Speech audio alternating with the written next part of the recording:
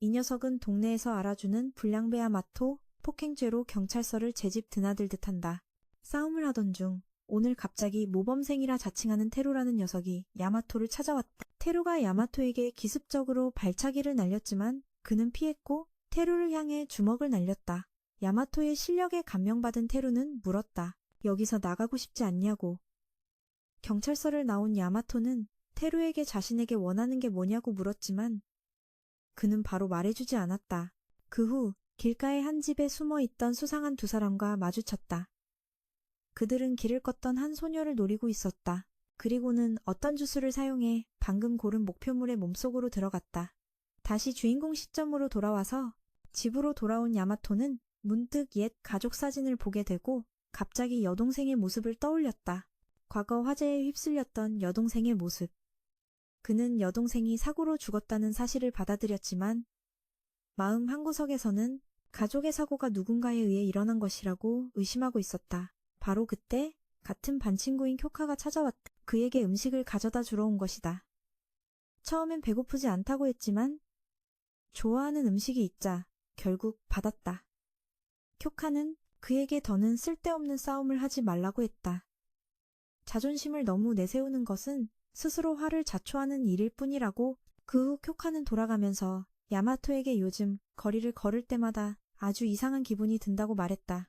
마치 이 마을 전체가 가짜인 것 같다고. 하지만 너무 허무맹랑한 소리 같아. 쿄카는 아무것도 아니라며 돌아갔다. 그 후 야마토는 밖으로 나갔다가 길에서 아는 사람을 만났다. 한편 몸을 빼앗긴 소녀는 야마토를 발견하고는 깨달았다. 그가 자신이 제거해야 할 전사가 될 자격이 충분하다는 것을. 그녀는 칼을 들고 다가가 찌르려고 했다. 야마토를. 하지만 소녀는 엉뚱한 사람을 해칠까봐 걱정했다. 그러나 그녀의 동료는 야마토가 곧 전사가 되어 자신들에게 해를 끼칠 것이므로 빨리 처리해야 한다고 확신했다. 그 직후 그녀는 야마토를 찌르기 위해 서서히 다가갔지만 갑자기 그의 라이벌인 켄에게 발각되었다. 켄은 야마토가 경찰에 잡힌 것을 비꼬았지만 야마토는 자신이 잡히지 않았다면 테루가 켄까지 불을 줄은. 둘은 테루를 따라 골목으로 들어갔다가 불량배 무리와 마주쳤다. 둘은 테루가 둘을 함정에 빠뜨렸다는 것을 깨달았다. 평소에는 서로 싸우기 바빴지만 이제 둘은 등을 맞대고 싸우기로 했다. 야마토와 켄은 금세 불량배들을 모두 처리했지만 그 직후 불량배들은 갑자기 로봇 무리로 변했다. 로봇들은 다시 덤벼들었고 점차 야마토와 켄을 몰아붙이기 시작했다. 둘은 이 로봇들이 자신들의 싸움 방식을 분석하고 예측했다는 것을 깨달았다. 하지만 야마토는 음악을 틀고 쇠파이프를 든 채 맹렬히 공격하기 시작했다. 둘은 혼란스러운 리듬에 맞춰 싸워 로봇들이 더 이상 분석할 수 없게 만들었다. 그렇게 둘은 금세 로봇 무리를 처리했다. 하지만 테루는 로봇 한 기를 뒤에 남겨두었다가 이제서야 내보냈다. 이 로봇은 곧바로 달려들어 선제 공격을 가했다. 둘을 한쪽 구석으로 날려버렸다. 테루는 결국 둘 다 길거리 양아치일 뿐이라고 말했지만 야마토는 분노하며 일어섰다. 로봇의 얼굴에 쇠파이프를 찔렀다. 로봇이 간신히 피하자 그는 빠져나올 기회를 잡았다. 야마토는 이쪽 저쪽으로 뛰어다니며 그리고는 달려들어 한 방에 로봇의 머리를 부숴버렸다. 테루는 박수를 치며 둘 다 시험에 통과했다고 축하했다. 그 후 그는 야마토와 켄을 한 오락실로 데려갔지만 그 뒤편은 비밀기지였다. 켄은 테루가 둘을 지하 격투장으로 데려온 줄 알았지만 테루는 이곳이 잊힌 지하 요새라고 설명했다. 그 후 둘은 그곳에서 로봇 한 기를 발견했고 야마토는 테루가 왜 자신들을 데려왔는지 의아해했다. 그때 갑자기 이 요새의 지휘관인 미나미가 나타나 둘에게 설명해 주었다. 그녀는 그들의 평온한 삶은 이제 공식적으로 끝났다고 말했다. 왜냐하면 둘 다 외계인에 맞서 싸울 전사가 될 것이기 때문이었다. 미나미는 이어서 3년 전 지구가 외계인에 의해 멸망했으며 단 이틀 만에 인구의 99%가 전멸했다고 말했다. 지구는 외계인들의 서식지가 되었고 인류는 지금 우주에 있는 작은 피난처에서 살고 있다. 사람들은 일어난 일을 잊도록 기억이 모두 삭제되었는데 이는 시민들이 계속 평화롭게 살도록 하기 위함이었다. 그래서 이 요새는 마을 곳곳에 수많은 카메라를 설치해 주민들을 감시하며 모집하고 있다. 전사가 되어 세상을 지킬 수 있는 사람들을. 그들은 이 로봇들을 조종해 외계인과 싸워야 할 것이다. 하지만 야마토는 자신은 군인도 아니고 다른 사람을 지키기 위해 싸울 이유도 없다며 바로 거절했다. 테루는 야마토에게 싸울 동기를 주기 위해 기억을 되돌려 주기로 했고, 미나미는 동의하며 병사들에게 야마토를 데려가게 했다. 야마토는 듀크에게 보내졌는데 그는 야마토의 기억을 되돌려주는 일을 맡고 있었다. 그 후 야마토는 외계인이 침공했던 날의 기억을 보게 되었다. 당시 그의 부모님과 여동생은 무슨 일이 벌어지고 있는지 알고 있었다. 그리고 앞으로 무슨 일이 일어날지 걱정하고 있었다. 야마토가 밖으로 나가보자 하늘은 우주선으로 가득했다. 그가 집 안으로 돌아가려던 순간 집 전체가 폭발했다. 야마토는 여동생을 구하러 달려갔지만 여동생은 곧바로 외계인에게 짓밟였고 그는 큰 분노를 느꼈다. 모든 것을 기억해낸 그는 그 외계인들을 절대 용서하지 않겠다고 다짐했다. 그 후 그는 적이 다시 공격해와서 미나미가 지휘실로 호출되는 것을 들었다. 야마토는 그들과 싸우기로 결심했다. 한편 듀크는 켄에게 기억을 되찾고 싶냐고 물었지만 그는 야마토와 같은 감정을 겪고 싶지 않다며 거절했다. 지휘실에 도착한 야마토는 아는 아주머니도 그곳에 있는 것을 발견했다. 그들 모두 마을에 살면서 이곳으로 와서 일하는 사람들이었다. 아주머니는 전장에 있는 소대가 적의 수가 너무 많아 위험에 처했다고 말했다. 미나미는 야마토를 출전시키기로 결정했다. 그녀는 두 사람이 훈련 과정을 거칠 필요가 없도록 야마토와 켄의 머릿속에 로봇 조종 지식을 주입할 것이라고 했다. 훈련 없이 둘은 테루와 함께 서둘러 출발해 로봇에 탑승했다. 테루의 말에 따르면 이 로봇은 인류가 가진 최강의 로봇이라고 한다. 이 로봇은 3명의 조종사가 필요하기 때문이다. 야마토가 이동과 행동을 담당하고 켄은 방어를, 테루는 레이더와 전술을 담당한다. 듀크는 이 세 아이가 과연 해낼 수 있을지 미심쩍어했다. 그 후 야마토 일행은 전장으로 투입되어 첫 기동을 시작했다. 팀은 움직임을 안정시켰지만 지금 문제는 걷는 속도가 너무 느려 제 시간에 전선의 지원을 갈 수 없다는 것이었다. 그래서 미나미는 수송을 위해 로봇을 세 부분으로 분리하자고 제안했다. 야마토는 이 로봇이 분리될 수 있다는 사실을 전혀 몰랐다.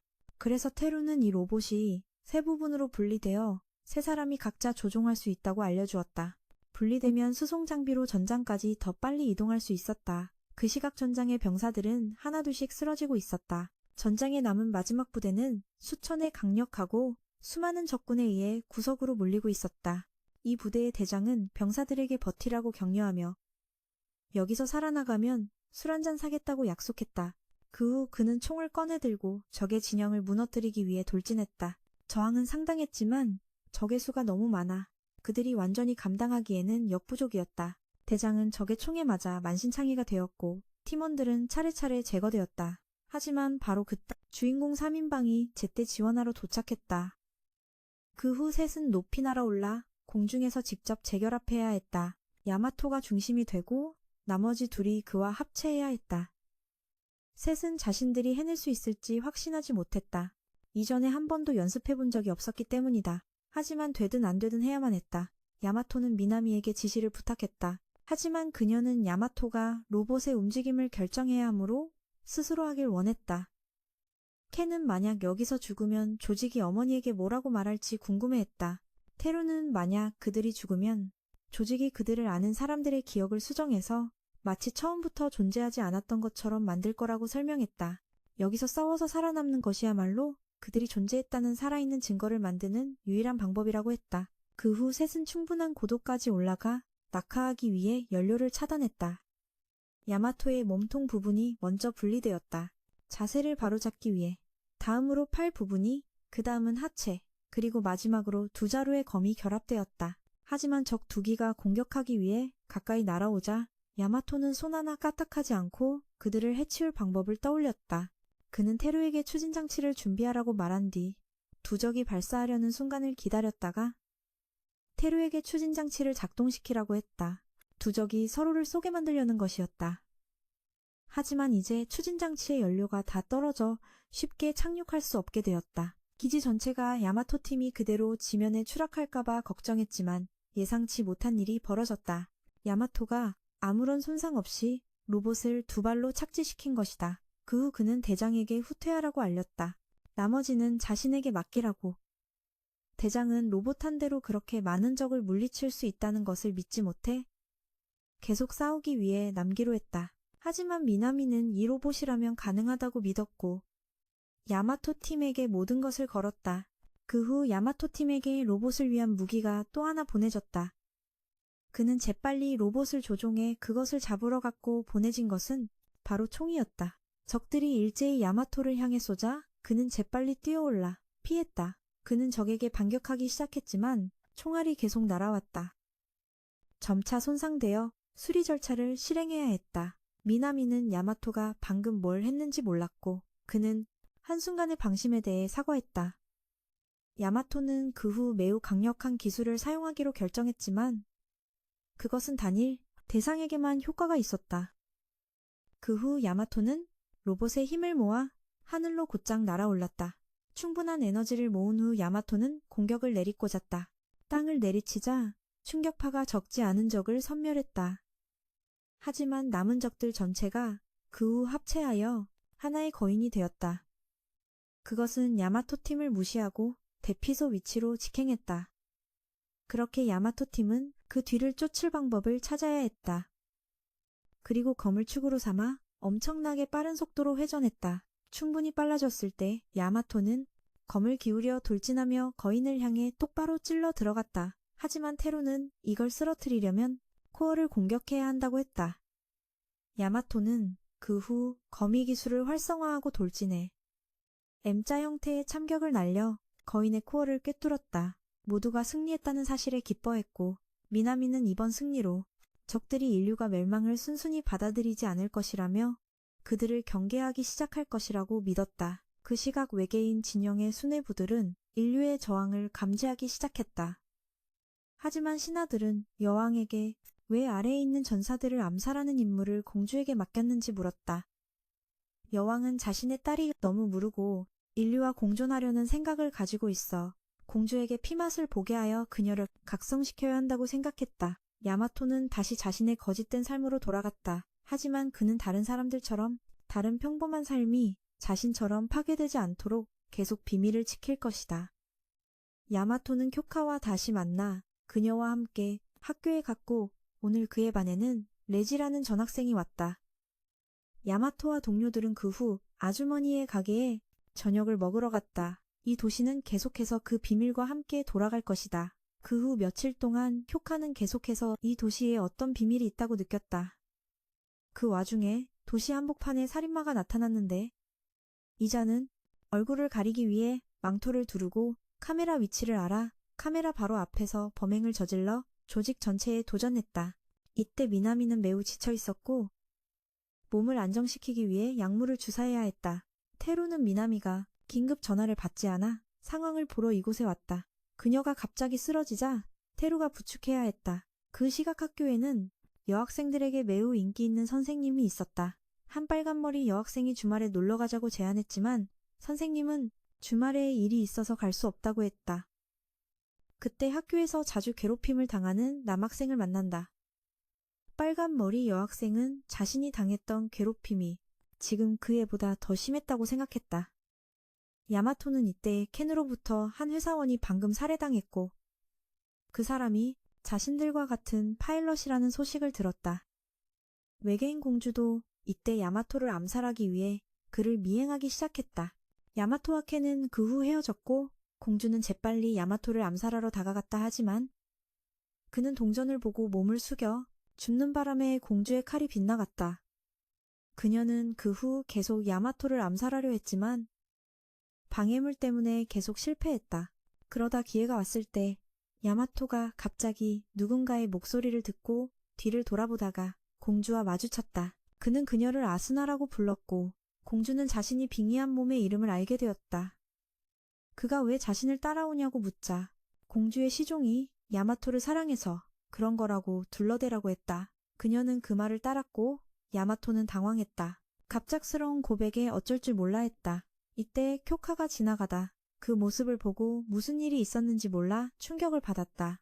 대체 언제부터 아스나와 야마토가 그런 관계가 되었는지, 아니 더 정확히는 언제부터 둘이 그렇게 친해졌는지 몰랐기 때문이다. 시종은 자신이 방금 실수를 저질렀다는 것을 깨달았지만 이왕 이렇게 된 거 끝까지 가야 한다고 생각해. 공주에게 정말 야마토를 사랑하는 것처럼 연기하라고 요구했다. 그녀가 연기를 시작했을 때 야마토가 기지로 호출되어 그는 두 소녀를 남겨두고 갈 수밖에 없었다.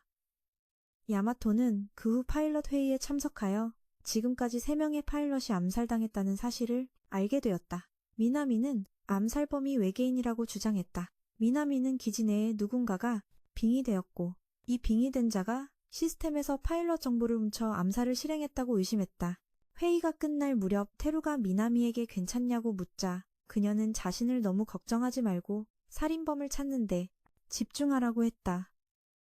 그 시각 외계인 공주는 거부 반응이 시작되어 어쩔 수 없이 아스나의 몸에서 나와야 했다. 그녀는 원래 몸으로 돌아가 어머니에게 인정받아 나중에 새로운 여왕이 되고 싶었기에 이곳에서의 임무를 빨리 완수해야 한다고 생각했다. 한편 아스나는 자신이 빙의됐었다는 사실을 알고 자신에게 빙의했던 자의 목표가 야마토라는 것을 알리고자 서둘렀다. 그때 야마토 팀은 로봇을 조종해 출전하라는 긴급 호출을 받았다. 야마토는 이번 임무가 무엇인지 아직 이해하지 못했는데 두기그가 만든 인공지능 도로시를 만나게 해주었다. 그녀는 야마토의 조종과 방향 탐지를 안내하기 위해 만들어졌으며 이번 야마토의 임무는 대피소를 유지하는 데 필요한 광물 구역을 노리는 원거리형 적들을 섬멸하는 것이라고 밝혔다. 야마토 팀은 그 후 신속하게 그곳에 도착해 적과 마주쳤다. 적은 예상대로 원거리 유닛뿐이었고 기지에서는 재빨리 총을 야마토에게 보내주었다. 하지만 그는 하늘로 날아올라 공중의 적들부터 처리했다. 지상에는 원거리 포대만 남았지만 야마토는 그들에게 접근할 수 없었다. 그들이 쏘면서 후퇴했고 그의 총은 그렇게 멀리 쏠 수 없었기 때문이다. 게다가 적들이 다시 합체하여 더 큰 포를 만들었다. 그것은 계속해서 야마토를 향해 발사했고 그는 계속 피해야만 했다. 하지만 계속 피하는 것만이 능사는 아니었다. 도로시는 야마토에게 로봇의 원거리 기술을 사용하라고 지시했다. 이것은 가장 강력하고 에너지를 가장 많이 소모하는 기술이었다. 야마토는 기술을 잘 이해하지 못했지만 도로시의 말을 따랐다. 로봇은 그 후 동체 중앙에 포를 활성화했지만 몇몇 작은 포들이 분리되어 야마토의 조준을 방해했다. 켄이 마구 쏘고 싶어 하자 테루는 단 한 발만 쏠 수 있으니 신중하게 조준해야 한다고 상기시켰다. 바로 그때 대장이 그의 새로운 팀을 이끌고 그들을 지원하러 왔다. 팀은 조준할 틈을 얻었고 에너지를 다 모은 후에야 야마토는 발사했다. 하지만 그는 거인의 옆으로 쐈고 모두가 빗나갔다고 생각했지만 사실은 탄도를 수평으로 끌어 한 발에 모든 적을 쓸어버린 것이었다. 테루는 이것이 바로 그들이 야마토를 선택한 이유라고 생각했다. 그는 단순히 싸움만 잘하는 것이 아니라 예측 불가능한 창의적인 사고를 가졌기 때문이다. 그는 적과 맞서기 위해 새로움과 예측 불가능함을 가져오는 사람이었다. 다음 날 아침 야마토는 학교로 돌아가 아스나를 다시 만났다. 그녀는 그에게 항상 자신을 멀리하라고 요구했다. 테루는 이때 집으로 돌아가 평범한 삶을 계속 살았다. 하지만 이 마을은 결국 거짓에 불과했다. 이곳에 사는 사람들은 단지 가족을 잃고 새로운 가족을 만들기 위해 짝지어진 사람들이었다. 그 시각 공주는 다시 아스나에게 빙의해 야마토를 따라다녔다. 그는 그녀 자신이 멀리하라고 말했으면서 뭘 원하냐고 물어야 했다. 공주는 아스나가 야마토에게 경고했다는 것을 깨닫고 이 기회에 그를 덮쳐 한 번에 처리하기로 결심했다. 하지만 그녀는 발을 헛디뎌 칼을 떨어뜨리고 도망쳐야 했다. 쿄카는 모든 것을 지켜보고 아스나가 야마토를 좋아한다는 것을 확신했고 무언가 해야 한다고 생각했다. 공주의 칼은 그 후 야마토의 선생님이 주었다. 그 후 우리는 야마토의 반으로 새로 전하군 레지를 만난다. 그는 이때 자신이 입양한 고양이를 따라 한 연구시설에 도착했는데 그곳은 바로 그의 아버지의 직장이었다. 레지의 아버지는 자신의 아들을 기지 최고의 파일럿으로 만들고 싶어하는 박사였다. 레지는 오랫동안 아버지에게 훈련을 강요받았지만 그의 기대에 부응할 수 없어 적극적으로 아버지에게 반항했다. 하지만 박사는 여전히 아들을 자신의 뜻대로 따르게 할 방법이 있었다. 그는 레지의 고양이를 조종해 시설 깊숙이 들어가게 하여 그를 유인했다. 레지는 주위를 살피지 않고 계속 따라가다가 우연히 한 로봇의 조종석으로 들어갔다. 박사는 즉시 조종석을 잠그고 레지를 출격시켰다. 이때 야마토는 아스나를 불러내 만났다. 그는 지금은 연애에 전혀 관심이 없으니 아스나에게 더 이상 자신에게 집착하지 말라고 말하고 싶었다. 그는 자신이 살아갈 이유를 찾았고 그 이유를 위해 싸운다고 그녀에게 말했고, 이 말을 들은 공주는 아스나 안의 외계인 공주는 두 종족이 정말로 공존할 수 있는지에 대해 의심하기 시작했다. 그녀의 어머니이기도 한 여왕은 두 종족은 절대 공존할 수 없으며 만약 그녀가 자신의 뜻을 거스른다면 용서하지 않겠다고 말한 적이 있었다. 다시 리지에게 돌아와서 그는 전장에 던져졌고 싸워야만 했지만 라지는 계속해서 탈출할 방법을 찾으려 했고 이 때문에 적들이 그를 노려 공격했다. 강한 충격으로 라지의 고양이가 목숨을 잃었고 그는 자신의 유일한 친구를 죽게 만든 아버지를 탓했다. 하지만 박사는 고양이가 죽은 것은 리지가 도망쳤기 때문이라며 만약 그가 계속 싸우기를 거부한다면 더 많은 사람이 죽게 될 것이라고 말했다. 라지가 많은 사람을 죽게 한 원인은 아닐지 몰라도 그는 구할 수 있었다. 많은 다른 사람들을 과거에 박사는 외계인이 공격했을 때 가족을 모두 잃었다. 그는 당시 군의관이었고 우연히 리지에게 아직 생명의 흔적이 남아있는 것을 발견했다. 그는 필사적으로 치료했고 성공적으로 리지를 죽음에서 되살렸다. 그 후로 그는 리지를 살아갈 동력으로 삼았다. 리지는 수백 명 중 유일한 생존자였기에 박사는 믿었다. 리지가 기적이라고 하지만 얼마 후 라지는 세상의 마음을 닫고 어떤 감정도 드러내지 않았다. 박사가 억지로 리지를 밖으로 내보내려 하자 그는 저항하며 자신의 능력을 폭발시켰다. 그 후 박사는 새로운 발견을 했다. 인간에게는 정말로 잠재된 능력이 있으며 인류가 재앙에 직면한 것은 인류가 생존을 위해 진화해야 한다는 신호라는 것을 하지만 얼마 후 몇몇 아이들이 반란을 일으키고 도망치려 했다. 리지는 자신의 능력으로 그들을 막았고 다음날 다시 검사했을 때 박사는 발견했다.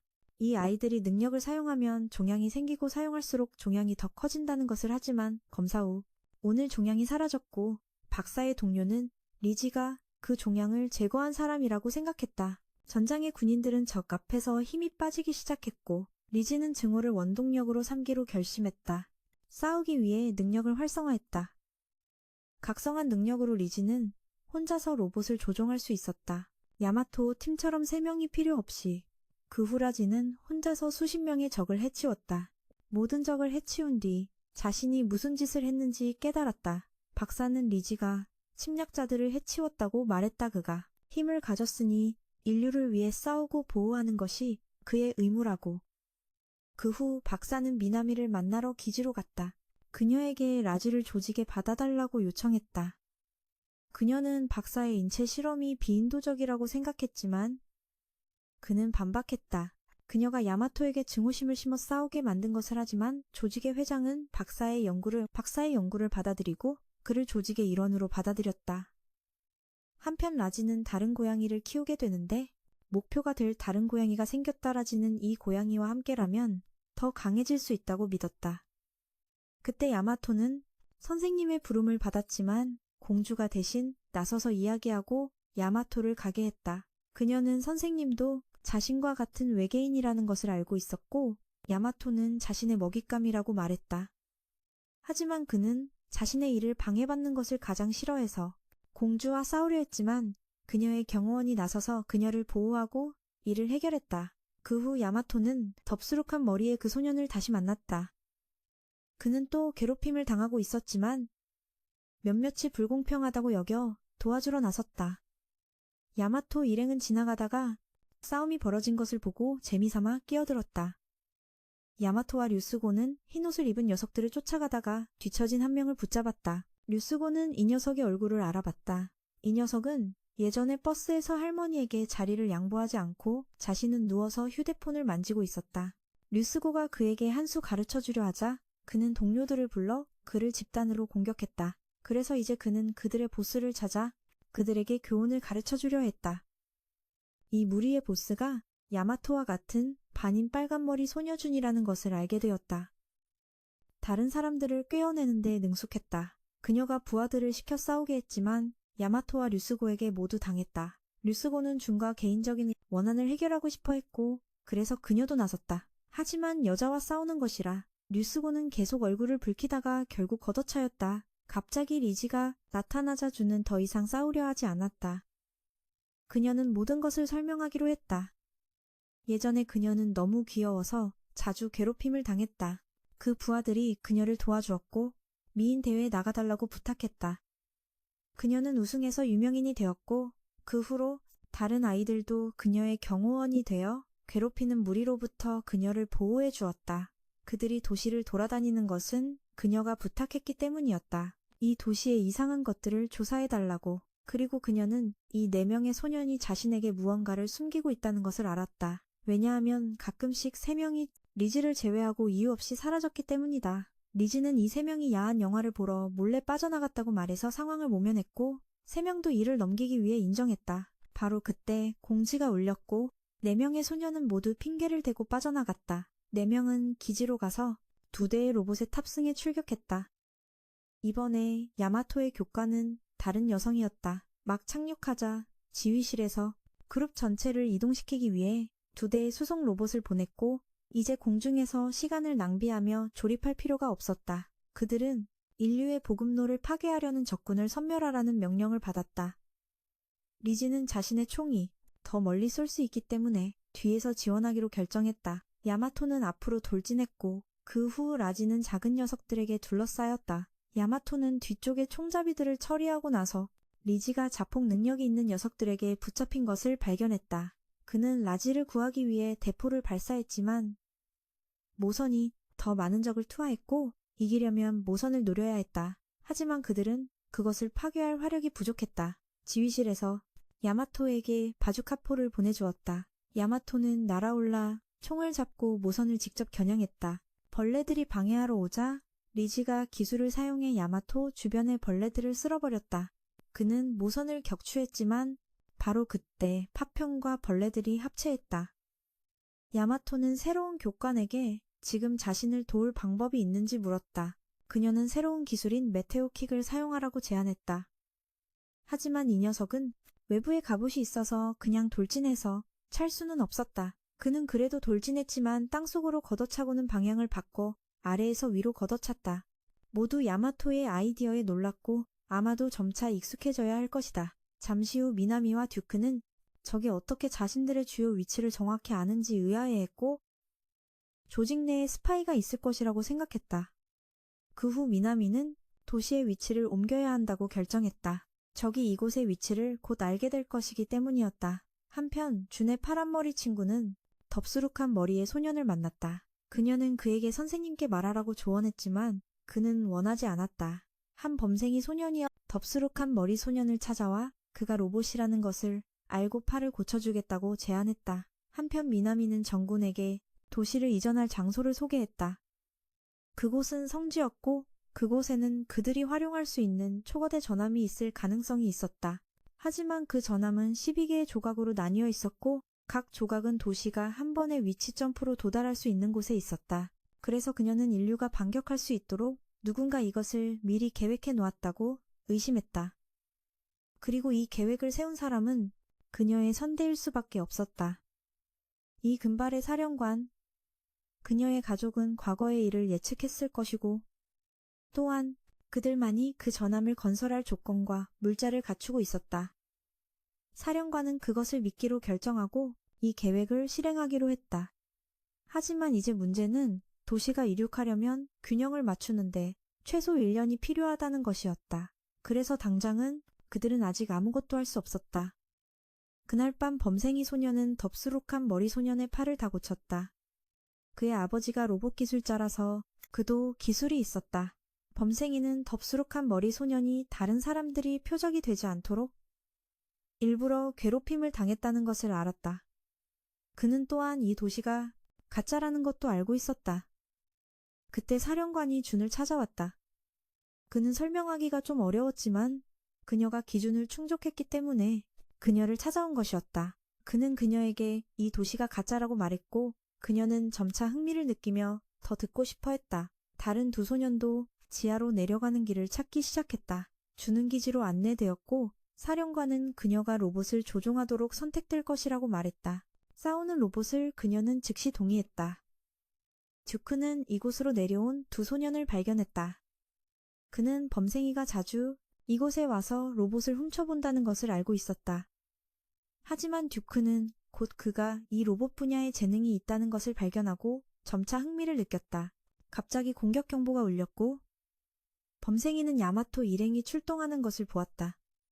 야마토는 막 잠자리에 들려던 참에 다시 출격해야 해서 지루해했다. 그들은 리지가 오지 않은 것을 알아챘는데 그는 지난번 조종사를 죽였던 암살자에게 붙잡혀 있었다. 그는 지구에서 살고 적응하기 위해 진화에 대해 알고 싶어 했다. 지금 전투에서 모두들 적이 평소보다 더 강해 보인다고 느꼈다. 그래서 지휘실은 야마토에게 대검을 보내주기로 결정했다. 그것은 하늘에서 야마토에게 떨어졌고 그는 군대를 이끌게 될 것이다. 그는 괴물들을 모두 쓸어버렸지만 그들은 다시 합체했다. 이번 괴물은 강해 보였다. 훨씬 더 튼튼해. 야마토가 대검으로도 갑옷을 뚫지 못하자 필살기를 위해 에너지를 모으기로 했다. 대검의 에너지를 충전하는 동안 괴물의 공격을 계속 피해야 했고 100%까지 충전됐지만 계속해서 충전했다. 100%로도 부족할 것으로 예상되어 에너지 코어가 폭발할 위험을 무릅쓰고 계속 충전했다. 다른 두 사람이 말려도 계속 충전했고 로봇이 과열될 정도가 되어서야 비로소 돌진하여 회오리를 뚫고 괴물을 네 조각으로 베어버렸다.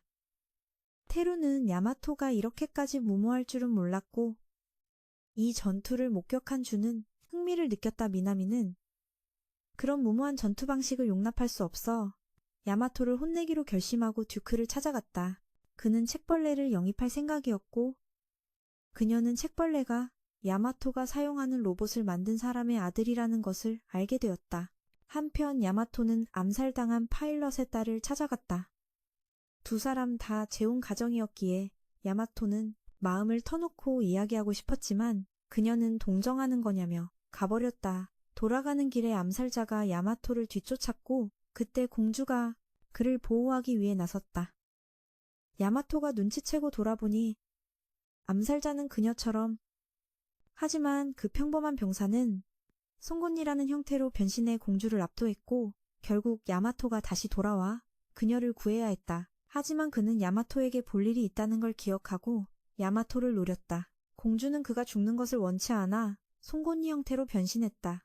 그를 구하기 위해서였다. 그녀는 그를 완전히 압도하는 힘으로 그를 해치웠다. 근위병은 암살자의 시체를 수습하러 이제야 도착했다. 공주는 다시 원래 모습으로 돌아왔고 야마토는 그녀의 정체를 알지 못했다.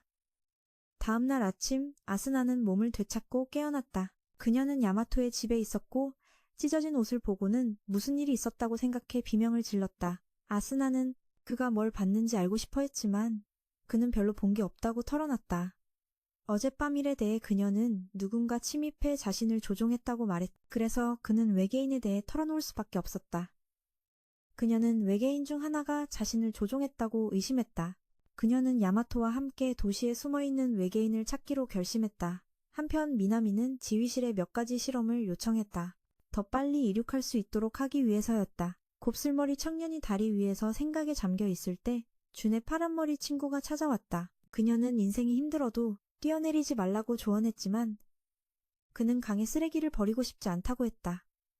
그때 그는 물에 빠진 개를 발견했다. 그는 개를 구하기 위해 뛰어내렸다. 친구는 개는 수영할 줄 안다며 쓸데없는 짓이라고 했지만 이 개는 다쳐서 수영을 못했다. 야마토와 아스나는 그녀를 조종했던 두 외계인을 찾고 있었다. 그녀는 그들의 위치를 어렴풋이 기억해냈다. 조종당했을 때의 기억으로 그들의 위치를 어렴풋이 기억했고 그 두 사람이 그를 죽이고 싶어 하면서도 그러고 싶지 않아 하는 느낌을 받았다. 그래서 직접 만나 물어봐야 했다. 두 사람은 허름한 호텔로 갔고 쿄카는 그들을 미행하며 아스나와 야마토의 관계가 거기까지 갔다고 생각했다. 안으로 들어가 물어봤지만 접수원은 고객 정보를 알려줄 수 없었다.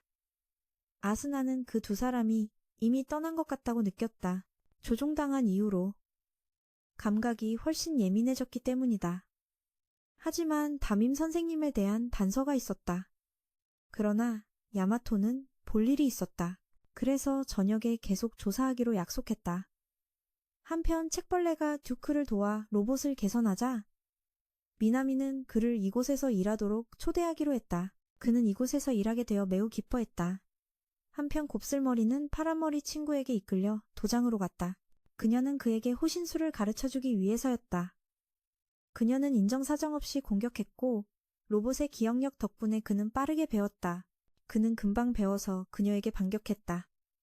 두 사람은 계속해서 기술을 주고받았고 그러다 그녀가 너무 세게 차는 바람에 그가 로봇이라는 사실이 드러났다. 그는 자신이 인간의 어떤 필요를 위해 봉사해야 한다는 생각으로 만들어졌다고 밝혔다. 그래서 그는 자신 외에는 아무도 괴롭힘당하지 않도록 스스로 괴롭힘당하는 것을 선택했다. 로봇이지만 그는 외로움을 느끼지도 않았고 친구도 필요 없었다. 갑자기 세 사람이 그를 해체하기 위해 데리러 왔다. 그의 임무가 끝났기 때문이었다. 파란 머리는 그들을 막으며 그가 어떤 인간보다 더 인간적이며 단지 로봇의 특징을 가지고 태어났을 뿐이라고 주장했다. 그녀는 검은 옷을 입은 세 사람과 싸워 그를 데리고 도망쳤다. 이를 지켜보던 미나미는 두 사람을 파일럿으로 만들기로 결심했다. 준 또한 기억을 보게 되었고 야마토는 그 누구보다 그녀의 지금 감정을 잘 이해하는 사람이었다. 준은 그 후 실전에 나가게 해달라고 요청했지만 사령관은 허락하지 않았다. 미나미는 그녀가 더 빨리 배우길 원해 실전 경험을 시켜주기로 했다. 그녀는 처음으로 로봇을 조종하게 되었다. 비록 구형이었지만 그럭저럭 쓸만했다. 얼마 지나지 않아 갑자기 두 사람은 외계인들에게 포위당했다. 두 사람은 싸울 수밖에 없었지만 준이 성급하게 앞으로 나섰다가 공격을 받고 쓰러졌다. 죽기 직전의 순간 사령관이 그녀를 도와야 했다. 그녀는 전장의 혹독함을 깨달았다. 그 후 사령관은 적에게 총을 맞고 부상을 입었다. 그래서 준은 그를 끌고 숨을 수밖에 없었다. 바로 그때 야마토와 라지 일행이 구원하러 도착했고 하지만 직후 모선이 도착해 다음 부대를 투입했다. 야마토는 레이저포로도 이 상황을 해결할 수 없다고 판단했다. 지휘실에서 준과 사령관에게 세 번째 로봇을 보냈다.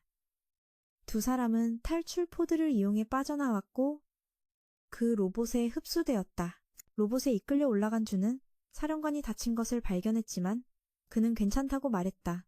그 후 두 사람은 조종석으로 들어가 한 명은 이동을 다른 한 명은 공격을 맡았다. 로봇은 전장의 모든 적을 조준할 수 있는 총과 미사일로 완전 무장했다. 단 한 번의 미사일 발사로 적들은 완전히 전멸했다. 그날 오후 야마토와 아스나는 선생님을 만나러 갔고 미나미는 파란머리와 곱슬머리를 조직에 영입하기 위해 직접 찾아갔다. 야마토와 아스나는 사적인 장소에서 선생님을 만나기로 약속했고 쿄카는 여전히 미행 중이었다. 야마토가 본론으로 들어가자 선생님도 인정했다. 그래서 양측은 싸우기 시작했다. 처음에는 연약한 지구인인 야마토가 밀리는 듯 했지만 잠시 후 라지와 같은 진화 능력이 발현되어 반격할 수 있게 되었다.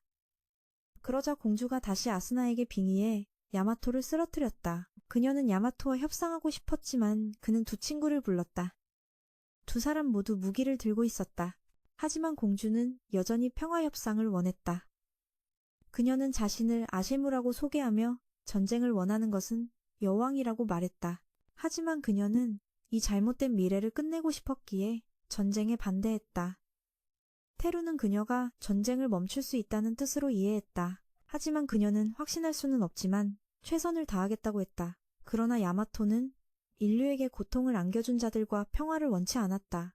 협상이 결렬되자 두 사람은 빙의를 풀었다. 야마토는 그녀가 궁지에 몰렸기 때문에 평화를 이야기하는 것이라고 생각했다. 게다가 그는 이미 그들을 모두 없애기로 결심했다. 밖에서는 쿄카가 아무것도 듣지 못했다. 그래서 야마토와 선생님이 아스나를 두고 싸우는 것이라고 생각했다. 다음날 아침 그녀는 야마토가 수업에 오지 않은 것을 보았다. 준과 파란머리 친구 모모는 서로가 파일럿이라는 것을 알고 서로 싸울 핑계를 찾았다. 한편 야마토는 누워서 아셰무의 말을 생각했다. 하지만 그는 여전히 평화라는 생각이 말도 안 된다고 느꼈다. 쿄카가 찾아와 그와 아스나의 관계가 무엇인지 오랫동안 궁금해했다고 말했다. 한편 근위병은 인간 측이 너무 완고해서 평화는 불가능하다고 생각했다. 하지만 그녀는 여전히 평화로운 미래를 믿었고 그는 그런 그녀가 어머니와 매우 닮았다고 생각했다. 사상은 달랐지만 목표를 향한 의지와 노력은 같았다. 그래서 그는 세상 끝까지 공주를 따를 것이었다. 그는 받아들일 수 있었지만 여왕은 그렇지 않을 것이었다. 그래서 아셰무는 어머니로부터 왕위를 빼앗을 생각이었다. 한편 여왕의 신하 중 한 명이 아셰무를 데려오고 싶어 했다. 하지만 여왕은 자신에게 반항했다는 이유로 아셰무가 그 안에 있는 것을 무시하고 인간의 도시를 파괴하라고 명령했다. 이 신하는 어릴 때부터 그녀를 가르쳐온 스승이었기에 죄책감을 느꼈다. 그의 이름은 그류에였고 예전에는 그녀에게 늘 잔소리를 들었다. 여왕의 명령을 그녀의 명령보다 중시했기 때문이었다. 그럼에도 그류에와 이 근위병은 모두 그녀에게 충성스러운 신하였다. 그녀를 위해 목숨을 바칠 준비가 되어 있었다. 여왕의 또 다른 신하는 그류에가 차마 손을 쓰지 못할 것을 알고 있었다. 그래서 그가 그 책임을 대신 맡기로 했다. 그는 그들의 가장 강력한 기계를 전투에 내보내며 인간은 상대가 되지 않을 것이라고 자신했다. 한편 야마토는 쿄카에게 아스나가 미행당하고 있다고 말해서 자기가 따라다니는 것이라고 설명했다. 그래서 선생님과 함께 그녀에게 호신술을 가르쳐주기 위해 연습한 것이라는 말도 안 되는 이야기에 쿄카는 속아 넘어갔다. 그날 밤 근위병과 아시무는 뚱뚱한 아줌마의 식당에 갔고 그녀는 이곳에 와야 할 것 같은 느낌이 들었다. 한편 미나미는 곱슬머리를 지휘실에 영입한 덕분에 1년이 걸리던 이륙 준비 과정을 일주일도 안 되게 단축할 수 있게 되었다. 한편 책벌레는 2대의 소형 로봇을 개발했다. 검사 타입은 야마토 혼자서도 조종할 수 있겠지만 많은 기술이 필요하고 상당한 부담을 줄 것이었다. 포스 타입은 공격력과 속도를 모두 보장하기 위해 2명의 파일럿이 조종하는 것이 최선이었다. 한편 준과 모모는 연습 경기를 했고 모모가 이겨서 다음번에는 포스 타입을 조종하겠다고 했지만 준은 실전 경험이 있다며 반대했다. 그때 갑자기 공격 경보가 울렸고 듀크는 2사람에게 함께 포스 타입을 조종하라고 지시했다. 사령관은 부상에서 회복해야 했다. 게다가 그는 포스 타입 같은 고급 기체를 조종할 자질도 부족했다. 책벌레는 이 상극인 2사람을 함께 보내도 괜찮을지 걱정했다. 둑은 자신들이 알아서 할 수 있다고 자신했다. 2 소녀는 로봇에 올라탔고 출격 전에 서로에게 몇 마디 쏘아붙이는 것도 잊지 않았다.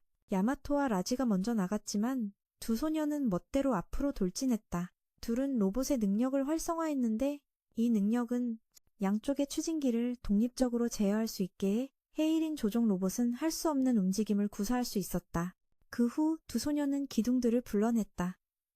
기둥들은 서로 연결되어 하나의 우리를 형성했고 둘은 주변의 적들을 우리 쪽으로 밀어내는 기술을 썼다. 우리에 부딪힌 적들이 튕겨나왔지만 2 소녀는 검을 회전시켜 날아오는 적들을 그대로 베어버렸다. 다른 사람들도 뒤처질 수 없었기에 전력을 다했다.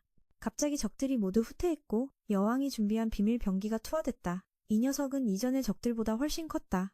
2 소녀는 로켓포를 불러내 전부 쏟아부었지만 흠집 하나 나지 않았다. 야마토가 레이저포를 쏴도 먹히지 않았다. 지휘실에서는 반격할 방법을 찾지 못하고 있었다. 미나미는 다시 지병이 도져 두통을 호소했다. 사령관은 그녀에게 쉬라고 했지만 그녀는 버틸 수 있다고 우겼다. 밖에 로봇 세대는 적에게 반격하려 했지만 거의 가망이 없었다. 녀석도 야마토 일행을 향해 빔을 쏘기 시작했고 모두 정통으로 맞으면 끝이라는 걸 알고 있었다. 거리를 두고 공격하자 녀석이 배지를 노렸고 2 소녀는 방패로 공격을 막아야 했다. 그 후 둘이 돌진했지만 꼬리에 맞아 나가떨어졌다. 녀석은 발을 굴러 자기장을 세워 탈출을 막았다. 꼬리를 칼날로 바꾸고 입에서 쏘는 레이저와 함께 공격했다.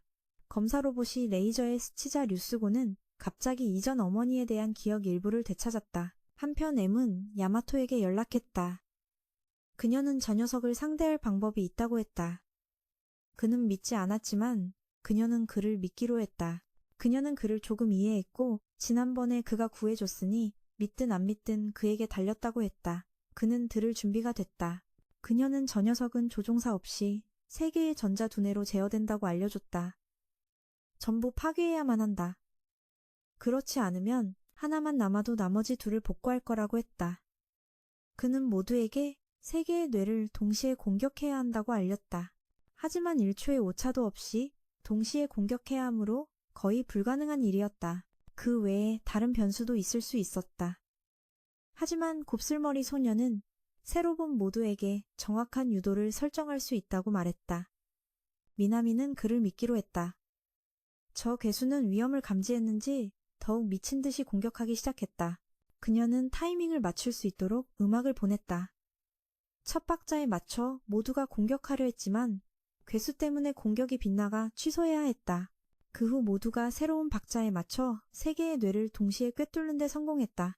괴수는 활동을 멈췄지만 적의 함선이 반격하며 괴수를 회수해갔다. 일단은 이번 전투에서 승리한 셈이다. 야마토는 나중에 적의 정보를 받아 이길 수 있었다고 실토했다. 아스나를 만나 M과 만나게 해달라고 부탁했다. 자신을 도구로 여긴다는 생각에 그녀는 그의 뺨을 때리고 가버렸다. 그날 밤 새로운 로봇 2대가 만들어졌다. 무사시가 초고속 로봇 건조 기술을 찾아내 내일이면 바로 실전에 투입할 수 있게 됐다. 미나미는 새로 만든 2대와 검사 로봇을 1인 조종용으로 개조할 거라고 밝혔다. 야마토는 혼자서 한 대를 조종하게 되어 신이 났다. 그 후 무사시가 미나미에게 지난번 괴수에게 대항할 금속이 있다는 걸 어떻게 알았는지 물었다. 그녀는 직감이었고 운 좋게 맞았을 뿐이라고 말했다. 테루와 야마토는 오늘 류스고가 좀 이상하다고 느꼈다. 류스고는 과거의 기억을 떠올려 지금의 엄마가 친엄마가 아니란 걸 알게 됐다. 엄마에게 작별 인사를 하려 했지만 집에 들어가니 엄마가 음식을 준비해두고 있었다. 사실을 말하면 엄마가 자신을 보는 눈이 달라질까봐, 더는 자신에게 잘해주지 않을까봐 두려웠다. 하지만 계속 모르는 척할 수는 없었기에 사실을 말하기로 했다. 그는 아버지의 유품을 돌려주며 자신이 친아들이 아니라고 털어놨다. 그래도 엄마 같은 분이 돌봐주셔서 기뻤다고 했다. 하지만 돌아서려던 찰나 엄마는 이미 알고 있었다고 말했다. 하지만 자신은 이미 충분히 행복하니 계속 류스고의 엄마로 있고 싶다고 했다. 너 같은 말썽꾸러기를 누가 또 받아주겠냐면서 둘은 기쁘게 서로를 껴안았다. 솔직히 정말 감동적인 장면이었다. 밖에서 지켜보던 야마토와 테루도 가족에 대해 다시 생각하게 됐다. 집에 돌아온 테루는 부모님의 기억 덮어쓰기 효과가 사라지고 있는 것을 보았다. 부모님이 이전 가족을 떠올리고 있었기 때문이다. 테루가 말을 걸고 나서야 부모님은 멈췄다. 한편 여왕은 M이 끼어들어 인류가 승리한 것에 분노했다. 그녀는 그리프를 출전시켜 M을 처리하기로 했지만 그는 할 수 없었다. 언제부터 자신들이 적을 없애려고 딸을 희생시키느냐 만적인 종족이 됐는지 몰랐기 때문이다. 하지만 여왕은 이것이 자신의 자식 교육 방식이라고 했고 그리프는 어쩔 수 없이 돌아섰다. 그녀는 그리프를 시험해 봤을 뿐이라며 남은 신하에게 전군을 이끌고 공격하라 명했다. 그때 M은 무언가 걱정하고 있었는데 갑자기 아스나가 그녀를 찾아왔다. 아스나가 M에게 몸을 빌려줘서 그녀는 야마토를 만나러 갈 수 있었다. M은 그를 좋아한다는 핑계를 댔었지만 점점 그 거짓말이 진심이 되었다고 고백했다. 정말로 그에게 신경이 쓰였고 그의 이야기를 더 듣고 싶었다. 그녀는 두 종족이 함께 살아갈 수 있는 세상을 원했다. 한편 미나미는 과로로 점점 더 엄격해졌고 지휘실 모두가 그녀에게 쉬라고 권했다. 그녀는 지쳐서 테루를 만났고 둘은 함께 방으로 돌아갔다. 우리는 미나미 역시 외계인이며 테루만이 그 사실을 안다는 걸 알게 된다. 과거 인류가 외계인의 공격을 받았을 때 테루는 미나미에게 구조됐다. 그가 깨어났을 때 그녀는 자신의 동족이 테루의 부모님을 죽였다고 고백했다. 그래서 복수하고 싶지 않냐고 물었다. 그녀는 그에게 칼을 던지며 살고 싶지 않다면 자신을 죽여도 좋다고 했다. 복수하고 싶다면 말이다. 그는 칼을 쓸 용기가 없었고 그녀는 자신도 그와 같다고 인정했다. 그녀는 살인을 전혀 좋아하지 않았고 여왕의 목적이 잘못됐다고 생각했다. 그녀는 이 지구의 아름다운 풍경을 아주 좋아했다. 그리고 5년 전 그녀는 인류가 준비할 수 있도록 미리 경고를 보냈다. 인류가 정말 무능하지 않다면 지금부터 자신이 두 종족이 공존하는 세계로 이끌겠다고 했다. 현재로 돌아와 지구에 적응하게 해주는 약의 효과가 점점 약해지고 있어. 그녀는 너무 늦기 전에 계획을 서두르고 싶어 했다. 야마토는 아셈을 직접 만날 수 있도록 안내받았다. 그는 그녀가 평범한 사람과 별로 다르지 않다고 생각했다. 그녀는 자신의 행성이 파괴되어 국민들이 비참하고 지쳐버렸다고 이야기했다. 그래서 지구를 발견했을 때 여왕은 새로운 터전을 마련하기 위해 빨리 처리하라고 명령했다. 백성들이 공공하고 지쳐가자 여왕은 지구를 발견하고 살 곳을 마련하기 위해 서둘러 일을 처리하려 했다. 그것이 잘못된 일인 줄 알면서도 말이다. 하지만 넌 가족을 지킬 건가? 아니면 낯선 사람들을 지킬 건가? 그는 그 생각을 이해했고 그녀는 고기를 못 먹어서 그는 그녀를 데리고 국수를 먹으러 갔다. 둘은 그곳에서 즐겁게 대화를 나눌 수 있었다. 지나가던 사람이 아셈을 보고 갑자기 부딪혔다. 돌아오는 길에 야마토는 그녀도 그리 나쁘지 않다고 인정했다. 그녀는 이 세계에 대해 더 알고 싶어 했고 야마토는 그녀를 영화관에 데려갔다. 그녀는 인간이 사랑의 힘으로 부활할 수 있다는 걸 깨달았다. 그는 그녀를 데리고 야구, 쇼핑, 인형 뽑기를 하고 음료수도 마셨다. 갑자기 검은 옷을 입은 두 남자가 그녀를 잡으러 왔고 야마토는 그녀를 데리고 도망치기 위해 그들에게 맞섰다. 그리프는 근위 대장을 만났고 둘은 메이드 카페에 들어가 대화를 나눴다. 그리프는 근위 대장이 이곳의 귀염에 타락했다고 생각했다. 본론으로 들어가서 그리프는 공주를 구하러 온 것이었다. 여왕이 반역죄로 이곳과 아셈을 모두 없애라고 명령했기 때문이다. 둘 다 여왕의 성격을 잘 알았지만 근위 대장은 그녀의 왕위 찬탈을 돕기로 결심했기에 그리프에게 그녀를 넘길 수 없었다. 야마토와 엠은 도망쳤고 그녀는 자신이 공주이며 평화를 원한다고 고백했다. 갑자기 공격 경보가 울렸고 이번 적의 수는 평소의 10배였다. 모두 출격 준비를 했지만 야마토가 보이지 않았다. 류스고와 테루는 그동안 야마토에게 너무 의존했기에 꽤 걱정했다. 하지만 둘은 스스로 싸워보기로 했다. 이번 목표는 적을 섬멸하는 게 아니라 시간을 버는 것이었다. 그리프도 출전했고 그는 저 위에서 지휘하는 사령관을 적으로 간주할 것이다. 그가 더 다가온다면 말이다. 한편 야마토는 그리프도 출전했고 저 위에서 지휘하는 사령관이 더 전진한다면 적으로 간주하겠다고 했다. 한편 야마토는 M을 자신의 검사 로봇으로 데려왔지만 이전에 아셈을 봤던 기술부 소속 남자가 그녀에게 총을 겨눴다. 둑과 야마토는 그 청년을 막으려 했지만 그녀는 동포들의 죄를 마주하겠다며 쏘고 싶으면 쏘라고 했다. 그들의 동료가 될 수 있다면 기꺼이 받아들이겠다고 했다. 야마토는 그 후 무사히 지나가 아심과 함께 로봇에 들어갔다. 그는 그녀를 보조석에 앉혔다. 이모에게서 연락이 와 다른 사람들은 모두 먼저 갔으며 이번 전투는 이길 수 없으니 시간만 벌면 된다고 했다. 그는 공중 비행 장비를 장착했지만 아직 미완성이라 과열되기 전까지만 날 수 있었다. 두근 쿄카도 이곳으로 데려왔다. 그녀도 이제 이 일에 너무 깊이 얽혔기 때문이다. 그녀는 지휘실에서 임무를 맡아 야마토와 함께 싸우기로 했다. 한편 테루와 류스고는 새로운 로봇에 익숙해졌고 둘 다 지난번 괴수가 다시 나타나도 한 방에 날려버릴 수 있다고 자신했다. 말이 끝나기 무섭게 녀석이 정말 나타났다. 둘은 와이어를 연결해 녀석을 넘어뜨렸고 테루가 지시했다. 류고는 이번 엔딩에 있는 놈의 약점을 노렸고 그가 내리누르자 갑자기 등 부분의 기계들이 전부 동시에 녹아내리며 폭발했다. 지휘관 쪽에서는 적들이 서로 연결되고 있었고 그중 한 놈이 연결고리 역할을 하고 있었다. 자세히 관찰한 그는 그걸 간파하고 전군에 그것을 쏘라고 명령했다. 한편 지는 전투 한가운데로 돌격해 적을 해치웠다. 야마토는 적의 비행선을 노렸다. 아셈은 비행선 날개의 위치, 추적 장치를 노려 무력화시키라고 했다. 그는 쏘고 싶었지만 엔진을 쏴서 빨리 끝내고 싶었지만 그녀는 자신의 백성을 최대한 많이 구하고 싶어 했다. 진짜 적은 여왕이었기 때문이다. 야마토도 그녀를 위해 따를 수밖에 없었다. 그는 양날개를 베어 비행선이 천천히 고도를 잃고 추락하게 했다. 한편 지휘실에서는 한 늙은 시장이 들어와 총을 꺼내들며 자신이 배신자임을 드러냈다.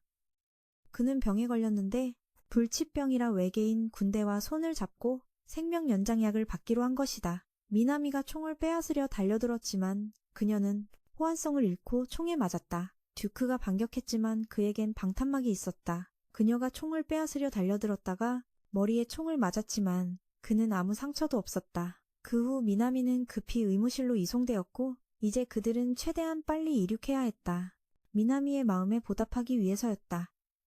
그때 그리프가 공주를 되찾으러 야마토에게 왔다. 그는 자신이 명령을 어겼다는 사실을 말했고 공주는 어머니가 자신을 버렸다는 것을 깨닫고 지구인과 함께 싸우기로 결심했다. 야마토는 긴 말 없이 전투에 돌입했다. 그의 대도는 금세 그리프에게 나가떨어졌고 그는 쌍검을 꺼내 들었다. 그리프는 또한 방어막을 만들어 그를 안에 고립시켰다. 그때 호위병이 연락해와 공주를 그에게 맡기기로 결정했다. 야마토는 아셈을 보내지 않겠다고 결심했다. 그는 다시 한번 지와 같은 진화의 힘을 발동시켜 더욱 격렬하게 싸웠다. 그는 그리프를 자기장 밖으로 밀어냈지만 둘 다 도시에 추락하기 직전이었다. 그때 미나미는 의무실로 옮겨졌고 박사가 그녀를 보고 외계인이라는 것을 알아차렸다. 이때 오퍼레이터가 모습을 드러냈다. 그녀는 미성년자라 아직 정식 함장이 될 순 없지만 자격은 모두 갖췄고 실질적인 함장이기에 지금부터 미나미를 대신하기로 했다. 이 작전을 지휘하게 된 그녀는 즉시 지시를 내렸고 도시가 곧 이륙할 수 있도록 도왔다. 한편 여왕은 지휘관에게 미사일을 발사해 끝내라는 지시를 내렸다. 거대한 미사일 한 발이 발사되었고 야마토와 그리프는 도시 안으로 곧장 추락해 땅에 떨어졌다. 둘은 도시에 적지 않은 피해를 입혔다. 한편 정체가 탄로난 미나미는 박사와 모두에게 잠시 혼자 있게 해달라고 부탁했다. 그녀는 테루에게 전화해 둘의 꿈을 이룰 수 없게 된 것을 사과했다. 테루는 나쁜 일이 일어난 것을 알고 계속 미나미를 외쳤지만 그녀는 자신이 살아남지 못할 것을 알고 있었다. 도시도 지상에서 분리될 수 있었다. 아셈은 정신을 차렸지만 야마토가 숨을 쉬지 않는 것을 보고 인공호흡을 하기로 결심했다. 가슴 압박이 통하지 않자 그녀는 입을 맞췄다. 한편 전장에서는 모두가 미나미의 소식을 들었고 테루가 가장 괴로워했다. 미나미는 테루에게 둘이 이루지 못한 꿈을 계속 이어가 달라는 메시지를 남겼다. 한 사람이 많은 사람을 죽일 수 있다면 그 반대로 많은 사람을 구할 수도 있기 때문이었다. 다른 많은 사람들을 말이다 메시지가 끝나자 한 명의 새드보이가 탄생했고 테루는 치열한 전쟁터로 뛰어들기로 결심했다. 그리고 미나미를 대신해 계속 싸우기로 했다. 그때 두 소녀는 탄약이 다 떨어지고 로봇도 버티기 힘들어 속수무책이었다. 더는 버틸 수 없었다. 대장은 두 소녀에게 탈출 포드를 이용해 떠나라고 했지만 모모만 탈출하고 주는 남았다. 그녀는 무슨 수를 써서라도 지휘관을 지키기로 결심했다. 그녀는 로봇이 완전히 불탈 때까지 계속해서 총알을 맞았다. 지와 지휘관이 그녀를 도우러 왔다. 그는 조종석에 들어갔지만 그녀는 중상을 입고 마지막 유언을 남긴 채 숨을 거뒀다. 지는 더 이상 평정심을 유지할 수 없었다. 그는 자신의 힘을 이용해 복수하기로 결심했고 준을 해친 자를 용서하지 않겠다고 다짐했다. 그는 다시 적진 한가운데로 돌격했고 테루는 공중전을 위해 제트팩을 장착했다. 류고는 아무도 보이지 않아 혼란스러워했다. 범생이가 앞쪽의 얇은 집안을 함정으로 이용하라고 알려줬다.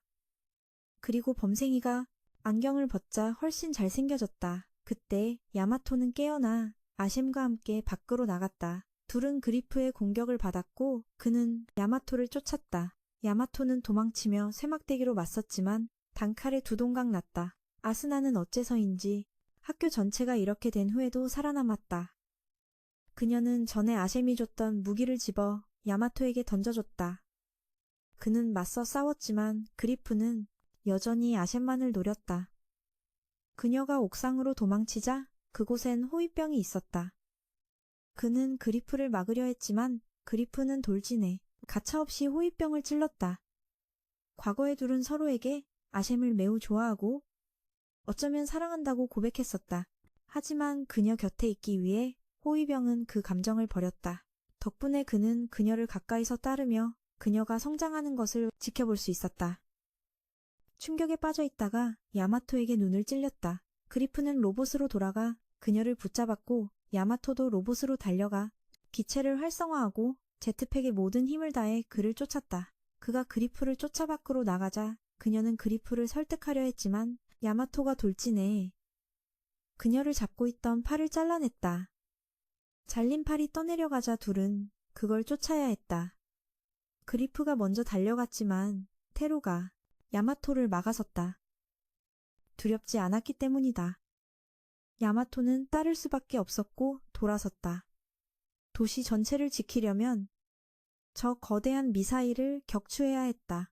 오퍼레이터도 함선을 전투 모드로 전환했다.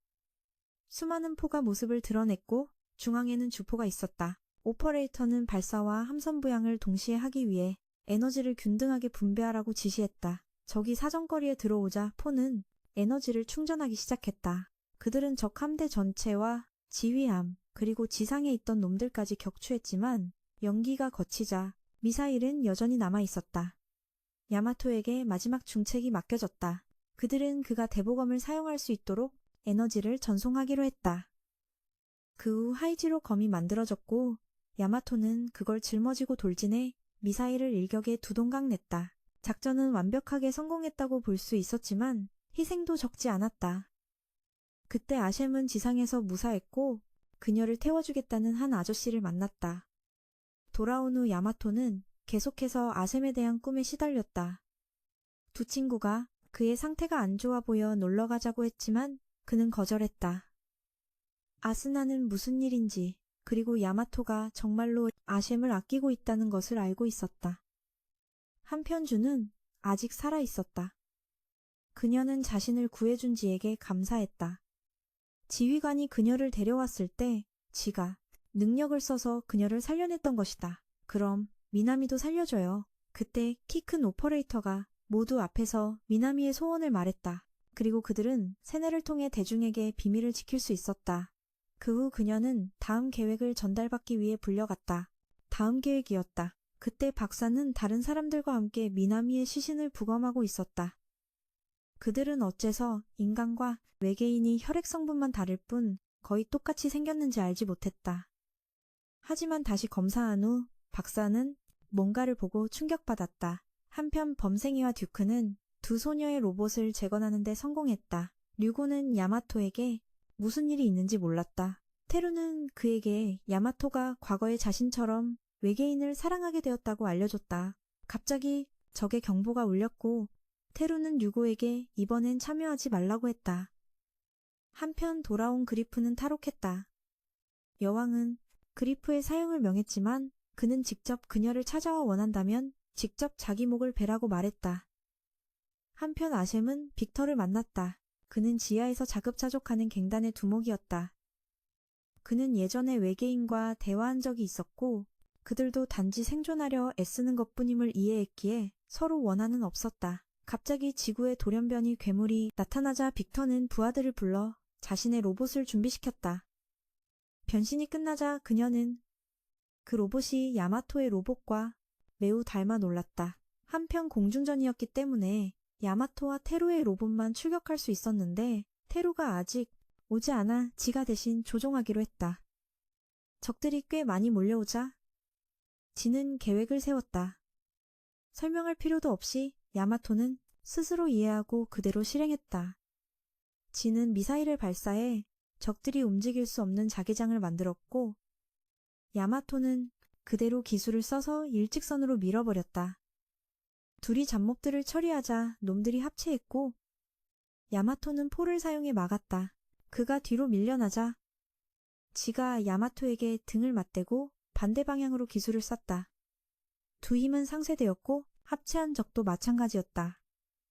아직 앞에 함선이 남아있었기에 야마토는 대보검을 다시 쓰고 싶었지만 지금 그들은 다시 만들 물질이 부족했다. 그래서 그는 남은 걸 이용해 다른 것을 만들기로 했다.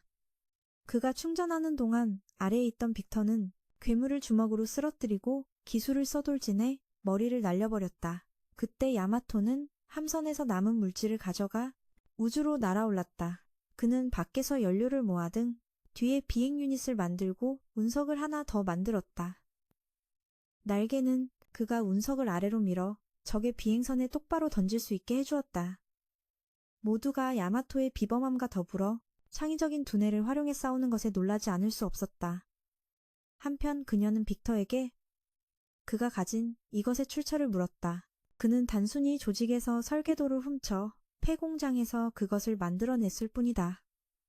이것은 이 세상에서 살아남기 위해 필요한 것이었다. 그때 여왕이 그리프의 목을 배려하자 그는 부활을 시켜 여왕의 두 팔을 잘라버렸다. 그는 쿠데타를 일으켜 왕위를 찬탈하기로 결심했다. 한편 박사는 미나미가 임신했다는 사실을 발견하는데 아이는 인간과 외계 종족의 혼혈이었고 더욱 놀라운 것은 아이가 살아있다는 것이었다.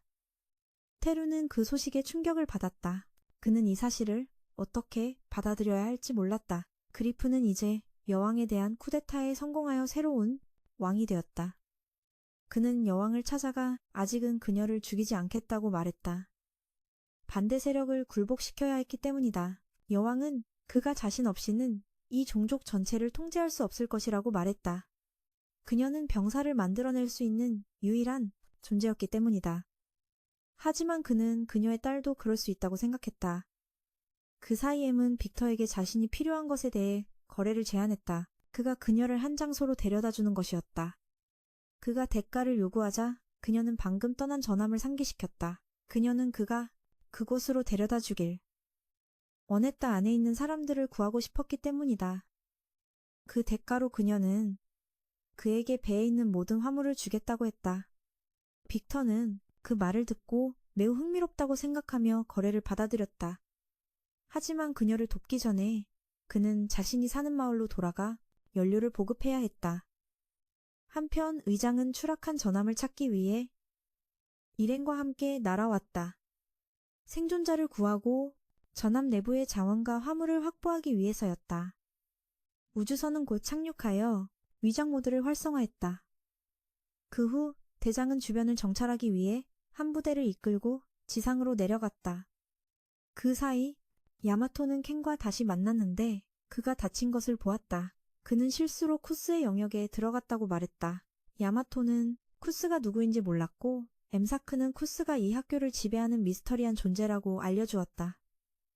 야마토는 그를 찾아가고 싶어 했지만 켄은 야마토가 스스로 문제를 일으키는 것을 원치 않았다. 하지만 야마토는 어떤 이유에서인지 자신만이 쿠스에 대해 모르는 것 같다고 생각했다. 그래서 그는 만류를 무시하고 쿠스라는 자를 찾아가 시비를 걸기로 결심했다. 한편 모모는 준과 다시 만났다. 준은 친구처럼 머리를 짧게 자를까 생각했다. 갑자기 모모는 옛날 아버지에 대한 몇 가지 기억을 떠올렸다.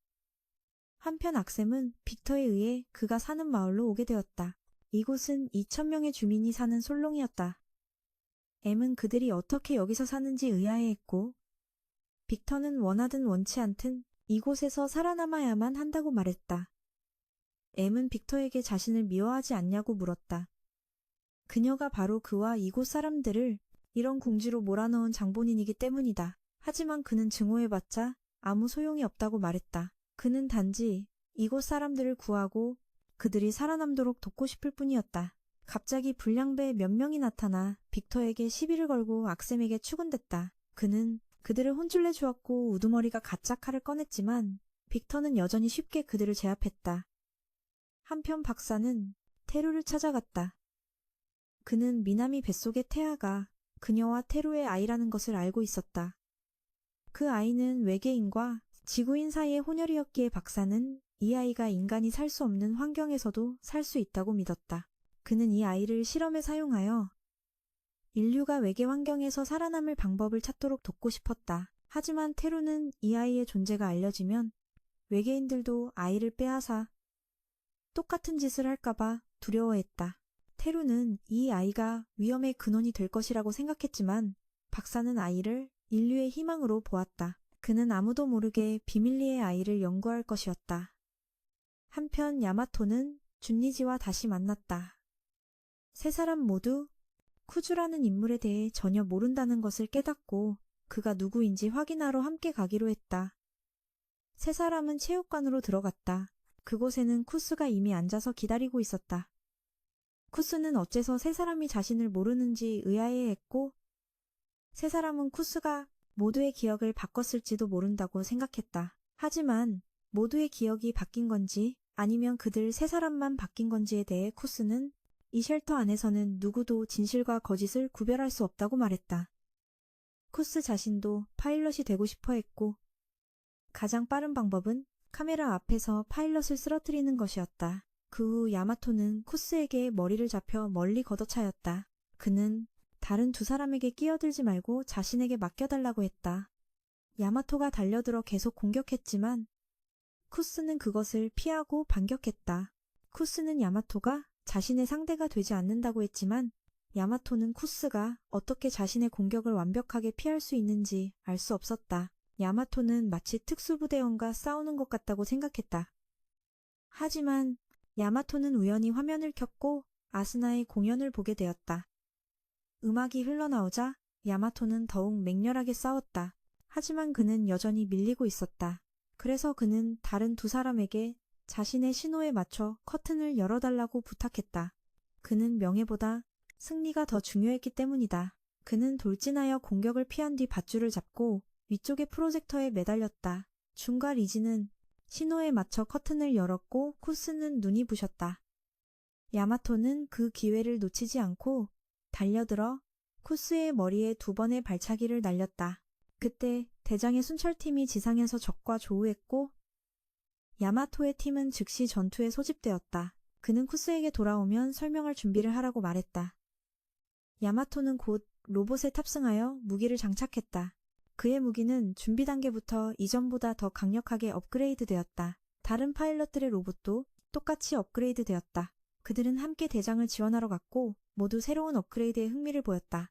그때 갑자기 적 한 명이 나라와 일행을 향해 불을 뿜었다. 하지만 이 새로운 적은 계속해서 시야에서 벗어났다. 야마토는 흩어져서 적을 추격하자고 제안했다. 모두들 언제부터 야마토가 리더가 됐는지 의아해하자 그는 자신만큼 명령을 내리기에 적합한 사람이 없다고 말했다. 한편 그리프는 자신의 옛 상관인 반스를 데려와 반역죄를 물어 처벌하려 했다. 반스는 이전의 여왕의 명령에 불복종했다가 오랫동안 투옥되었었다. 하지만 그는 여왕처럼 겁쟁이가 아니었다. 반스는 그리프가 무언가를 쥐고 있다는 것을 깨닫고 그리프의 명령에 고개 숙여 따르기로 했다. 동시에 여왕의 충신인 데미아가 몰래 여왕을 구출하여 데리고 떠났다. 한편 그들은 인류의 시조인 아담과 이브를 만났다. 그들은 자신들이 세운 지구가 침략당한 것을 발견하고 이를 막기로 결심했다. 다시 야마토 일행에게 돌아와서 불을 사용하는 적이 다시 나타났다. 일행은 이 적을 불의 악마라고 불렀고 그는 목표를 추적하는 전기탄을 쏘기 시작했다. 일행이 흩어져 도망쳤지만 그 총알들은 끈질기게 쫓아왔다. 테루는 이 총알들이 움직임을 추적하여 쫓아온다는 것을 깨달았다. 그래서 그는 일행에게 움직임을 멈추라고 말했고 과연 총알들은 멈췄다. 불의 악마는 파일럿들이 자신의 계략을 간파했다는 것을 알아챘다. 하지만 그들이 이렇게 멈춰선 것은 그에게 직접 그들을 파괴할 기회를 주기도 했다. 적들이 몰려오기 시작했고 야마토 일행을 궁지에 몰아넣었다. 하지만 그 총알들이 갑자기 목표를 바꿔 움직이는 적들까지 조준했다. 야마토는 이 총알들이 아직 아군과 적군을 구별할 만큼 프로그래밍되지 않았다는 것을 알게 되었다. 눈앞의 문제는 해결되었지만 저 위에 불의 악마는 여전히 남아 있었다. 야마토는 필살기인 파괴의 주먹을 사용하기로 결심했다. 테루는 그 공격이 목표에 맞지 않으면 소용없다고 말했지만 야마토는 방법이 있다며 자신감을 보였다. 그는 켄에게 자신의 오른팔과 불의 악마의 다리에 전기 모터를 부착해달라고 부탁했다. 켄은 야마토의 계획에 따랐고 테루는 불의 악마가 피하지 못하도록 막았다. 그 덕분에 켄은 불의 악마의 다리에 모터를 부착할 수 있었다. 야마토는 그대로 팔을 발사하며 켄에게 스위치를 켜라고 말했다. 로봇의 팔은 불의 악마와 연결되어 그를 쫓았다. 야마토는 팔의 속도를 높여 불의 악마가 피할 수 없게 만들었고 그는 큰 피해를 입었다 하지만 반스는 불의 악마의 파일럿에게 돌아오라고 명령했다. 데이터를 충분히 수집했기 때문이다. 한편 그리프는 여왕이 탈출했다는 소식을 듣고 그녀가 악샘을 찾아갈 것이라고 짐작했다. 그래서 당분간 여왕을 자유롭게 놔두기로 했다. 그 사이 빅터는 물건을 운송하러 갈 준비를 했고 엠도 함께 가고 싶어 했다. 두 사람이 처음 들른 곳은 할머니와 손자가 사는 작은 집이었다. 빅터는 할머니에게 병세를 늦추는 약을 주사했다. 그는 이전에 그들을 공격했던 벌레에게서 이 약을 얻었다. 하지만 밖으로 나온 빅터는 손자에게 내일 아침까지 할머니 곁에 있어 주라고 말했다. 물건을 배달한 후엠은 이곳에서 살아남기 위해 애쓰는 사람들에게 연민을 느꼈다. 그녀는 자신이 그들처럼 강했던 적이 있었는지 자문했고 이 운송일을 빅터와 함께 돕고 싶어 했다. 그녀는 그 후 빅터와 함께 하루 종일 일하며 이곳 사람들의 사랑을 받은 빅터는 이 일을 끝내겠다고 모두에게 약속했다. 밤이 되자 그녀는 자신의 종족이 저지른 죄악을 깨달았다. 빅터가 그녀의 잠자리를 마련해주자 그녀는 모두를 구하겠다는 말이 무슨 뜻인지 물었지만 그는 대답 없이 그대로 떠나버렸다. 그의 꿈을 통해 빅터가 사실 모모의 아버지라는 것을 알게 된다. 갑자기 한밤중 레이더가 3명의 적이 오는 것을 감지했기 때문에 빅터는 신속하게 출격했다. 그는 자신의 로봇을 기동시켜 적과 맞서기 위해 피난처 밖으로 날아갔다. 한편 C는 기지로 잡혀와 의장을 만나게 되었다. 그녀는 C가 사실 시민들의 기억 시스템을 해킹했다는 것을 알고 있었다. 그리고 자신을 위해 가짜 신분을 만들었고 그가 불법 이민자라는 것도 말이다. 그녀는 불법 이민자를 용납하지 않았다. 그를 추방할 것이지만 의장은 그가 뛰어난 파일럿이 될 자격이 충분하기에 그를 이용할 수 있다고 생각했다. 그 사이 빅터는 적들이 너무 빨라 고전하고 있었고 얼마 지나지 않아 적의 지원군이 도착했다. 빅터는 부하에게 검을 가져오라고 했다. 검을 손에 넣자마자 빅터는 기술을 사용해 주위를 돌며 회오리 바람을 일으켜 적의 눈을 가렸다. 그 후 높이 날아올라 급강하하며 파괴적인 일격을 날렸다. 야마토가 예전에 그랬던 것처럼 말이다. 야마토 쪽으로 돌아와서 큐스는 조종 훈련 시험에 통과했고 이전의 어떤 파일럿보다도 훨씬 높은 점수를 받았다. 하지만 의장은 큐스에게 심리검사도 통과하라고 요구했다. 갑자기 적이 나타났다는 공지가 떠서 모든 파일럿이 출동했다. 이번 적은 새로운 종류였고 강해 보였기에 주요 파일럿들이 파견되었지만 놀랍게도 모든 로봇이 출격할 수 없었다.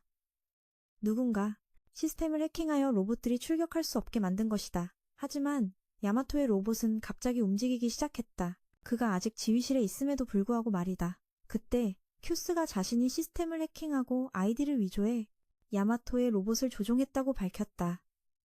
그는 번거로운 시험을 거치는 대신 실전에서 바로 증명하고 싶었던 것이다. 출격하자마자 큐스는 신속하게 적에게 돌진하며 훈련받은 사람만이 할 수 있는 동작들을 선보였다. 그는 눈 깜짝할 사이에 적 3명을 처리했다. 그 후 큐스는 검을 뽑아 나머지 무리를 신속하게 정리했다. 야마토는 이 승리가 인상적이지 않다고 생각했지만 모두가 큐스가 적을 매우 빠르고 깔끔하게 처리한 것에 감명받았다. 또한 연료를 극히 적게 소모했다. 범생이는 이것이 큐스가 로봇을 처음 조종하는 것이라고 믿지 않았다. 큐스는 야마토의 로봇을 매우 잘 이해하고 있었다. 그는 로봇에 몇 가지 문제를 발견했다며 엔지니어와 이야기하고 싶다고 했다. 하지만 범생이는 로봇에 아무 문제가 없다고 확신했다. 단지 큐스의 처리 속도가 너무 빨라 로봇이 따라가지 못할 뿐이었다. 모모는 준을 부축하다가 과거의 기억을 떠올리며 기절했다.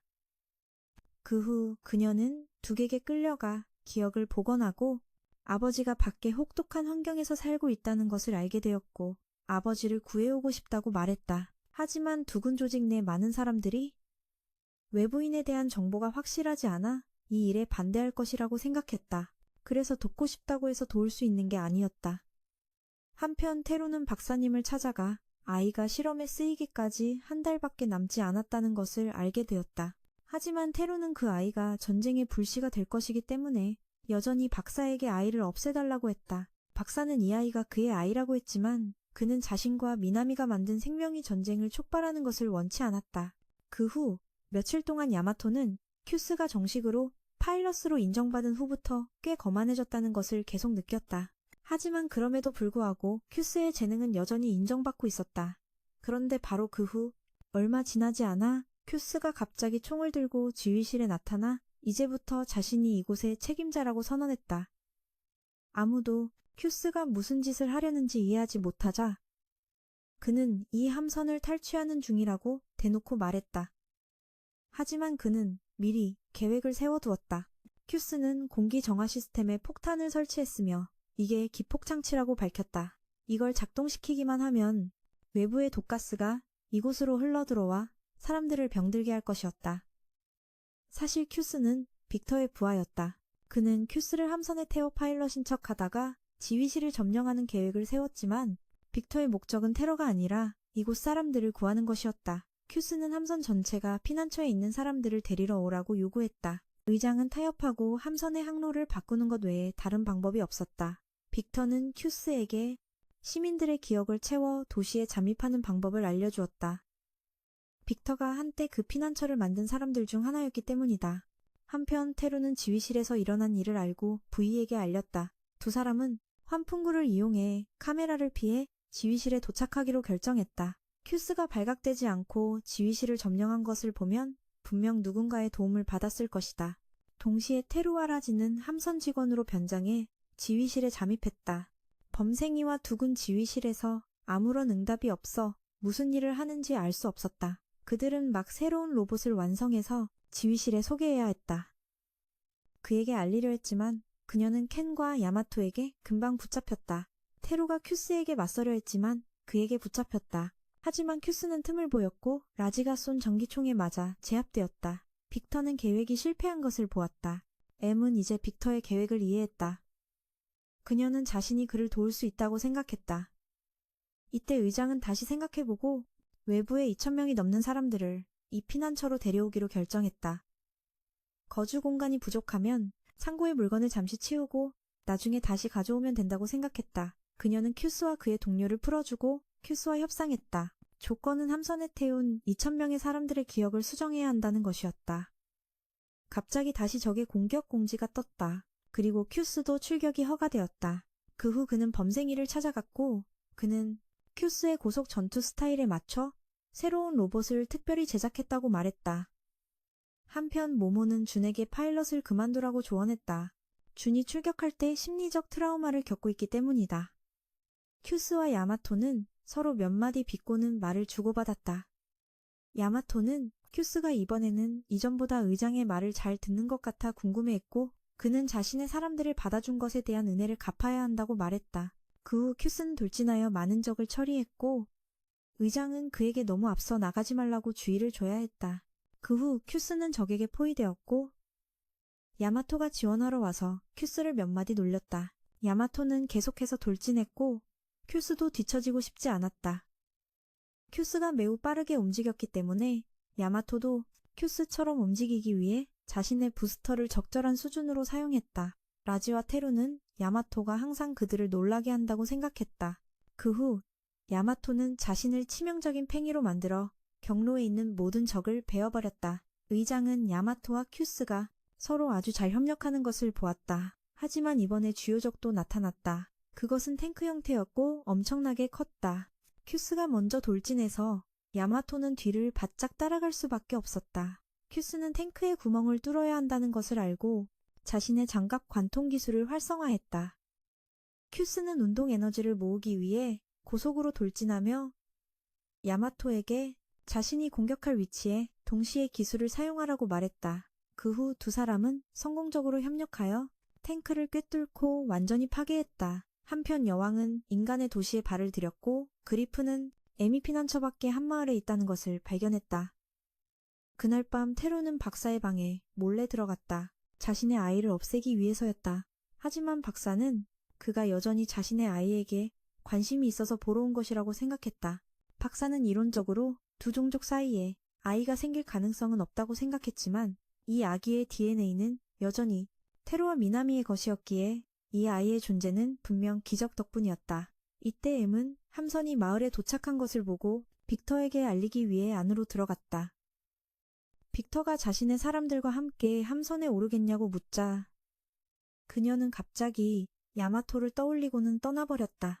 의장은 큐스에게 모든 사람을 함선으로 안내하라고 요청했다. 의장은 사람들을 맞이하기 위해 함선 전체의 모든 것을 세세하게 준비시켰다. 얼마 후 함선이 착륙했고 야마토는 큐스 및 다른 그룹과 함께 마을로 들어갔다.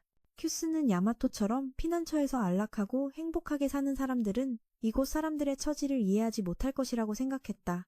그 후 빅터가 찾아와 이곳 사람들이 지금까지 생존할 수 있었던 방법은 자연에서 자원을 채취하고 가능한 모든 것을 자급자족하는 것이었다고 일행에게 알려주었다. 그때 M은 야마토도 이곳에 왔다는 것을 모른 채 근처를 지나가고 있었다. 그녀는 이 지하실에 있는 할머니와 손주를 돌보러 갔다. 할머니는 자신의 손주를 이렇게 만든 외계인들을 매우 증오했다. 그 말을 듣자 M은 더욱 서러워졌다. 그녀는 밖으로 나와 고슴도치 모양 열쇠고리를 보고 야마토를 떠올렸다. 그녀는 야마토가 여기에 왔을까 하고 생각했다. 그 후 빅터는 여왕과 그녀의 시종 데미아를 마주쳤다. 그는 다가가서 자신은 모든 외계인에게 아기가 없다고 말했다. 그는 여왕 또한 다른 이에게 상처를 입히는 한이 있더라도 자기 백성을 살리려 한다는 것을 이해했기 때문이다. 준과 모모도 대장을 따라 이 마을로 내려왔고 엠도 여왕과 재회했다. 그녀는 엠을 알고 있었다.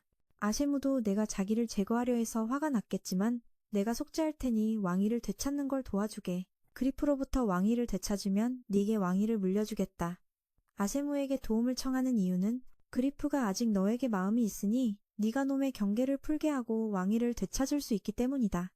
하지만 아셰무에겐 다른 목표가 있었다. 그녀는 자신의 종족이 저지른 잘못을 속죄하고 지구를 복구하기 위해 종족과 그리프 모두를 바꾸고 싶어 했다. 여왕은 그녀의 능력을 인정하고 패배하여 함선으로 돌아가지 못한 병사들을 모으라고 조언했다. 하지만 동정심이 아니라 그들이 필요해서 구하는 것이란 걸 보여줘야만 했다. 그녀만의 군대를 가질 수 있을 것이다. 그 무렵 그리프가 보낸 부대가 마을에 거의 다다랐다. 아셰무를 잡으러 온 것이었는데 빅터 일행에게 발각되었다. 큐스는 사령관의 친절함 때문에 그녀를 짝사랑하는 것 같았다. 그 후 빅터는 파일럿들에게 로봇을 함선으로 옮기는 걸 도와달라고 부탁했다. 야마토는 빅터의 로봇이 자신이 사용하는 기체와 아주 비슷하지만 빅터가 더 좋게 개조했다는 걸 알아차렸다. 모모는 빅터를 보고 옛날 자신의 아빠와 닮았다고 생각했지만 확신할 수 없어서 차마 말을 꺼내지 못했다. 그때 야마토가 적의 공격을 감지했고 빅터는 적을 막기 위해 출격하고 싶어 했다. 특별한 적 2명이 발견되자 사령관은 야마토 일행에게 마을 창고로 로봇을 이송하겠다고 알렸다. 야마토 일행에게 로봇 4대가 보내졌다. 큐스, 주지, 모모의 로봇은 개조 중이라 이 4명만 출격하게 되었다. 빅터도 로봇을 타고 창고에서 나와 이번엔 자신이 지형을 더 잘, 아니 자기 지시에 따르라고 했다. 아셰무는 로봇들이 출격하는 것을 보고 야마토도 근처에 있다는 걸 알았다. 한편 그리프가 보낸 2명은 저 마을의 공주와 여왕의 에너지가 있는 걸 감지하고 섣불리 공격하지 않았다. 그 후 야마토는 빅터의 기체에 올라타 적진 한가운데로 뛰어들어 수많은 적을 해치웠다. 빅터 또한 큐스와 협력하여 적 부대를 코골 단 한 방에 섬멸했다. 그때 무사시가 켄에게 그의 로봇이 원거리 공격이 가능하도록 조정되었다고 알려주었다. 켄은 즉시 시험해보고 싶어 전투 형태로 변형했다. 그는 이제 수많은 총기를 장착한 대공포 기계가 되었다. 하지만 테루가 협력하자고 하자 켄은 일반 형태로 돌아와 테루를 하늘로 던졌다. 그러자 테루는 한 구역을 둘러싸는 전기 그물을 발사했고 켄은 에너지를 폭발시켜 적들을 테루의 전기 그물 안으로 날려버렸다. 하지만 이제 적의 주요 인물 2명만 남았다. 그들은 일제히 야마토를 공격했고 빅터는 어쩔 수 없이 돕게 되었다. 그때 사령관이 야마토에게 새로운 장비를 보내겠다고 알렸다. 그가 확인한 새 장비는 플라잉 보드였다. 빅터는 그에게 이 궤도로 날기만 하면 나머지는 자기가 알아서 하겠다고 했다. 그는 지시에 따라 빅터의 지시대로 날았고 빅터는 궤도의 교차 지점에 기술을 써서 야마토의 속도를 높여주었다. 그는 재빨리 기술을 사용해 M자 형태의 참격을 날려 적에게 큰 피해를 입혔고 적은 후퇴할 수밖에 없었다.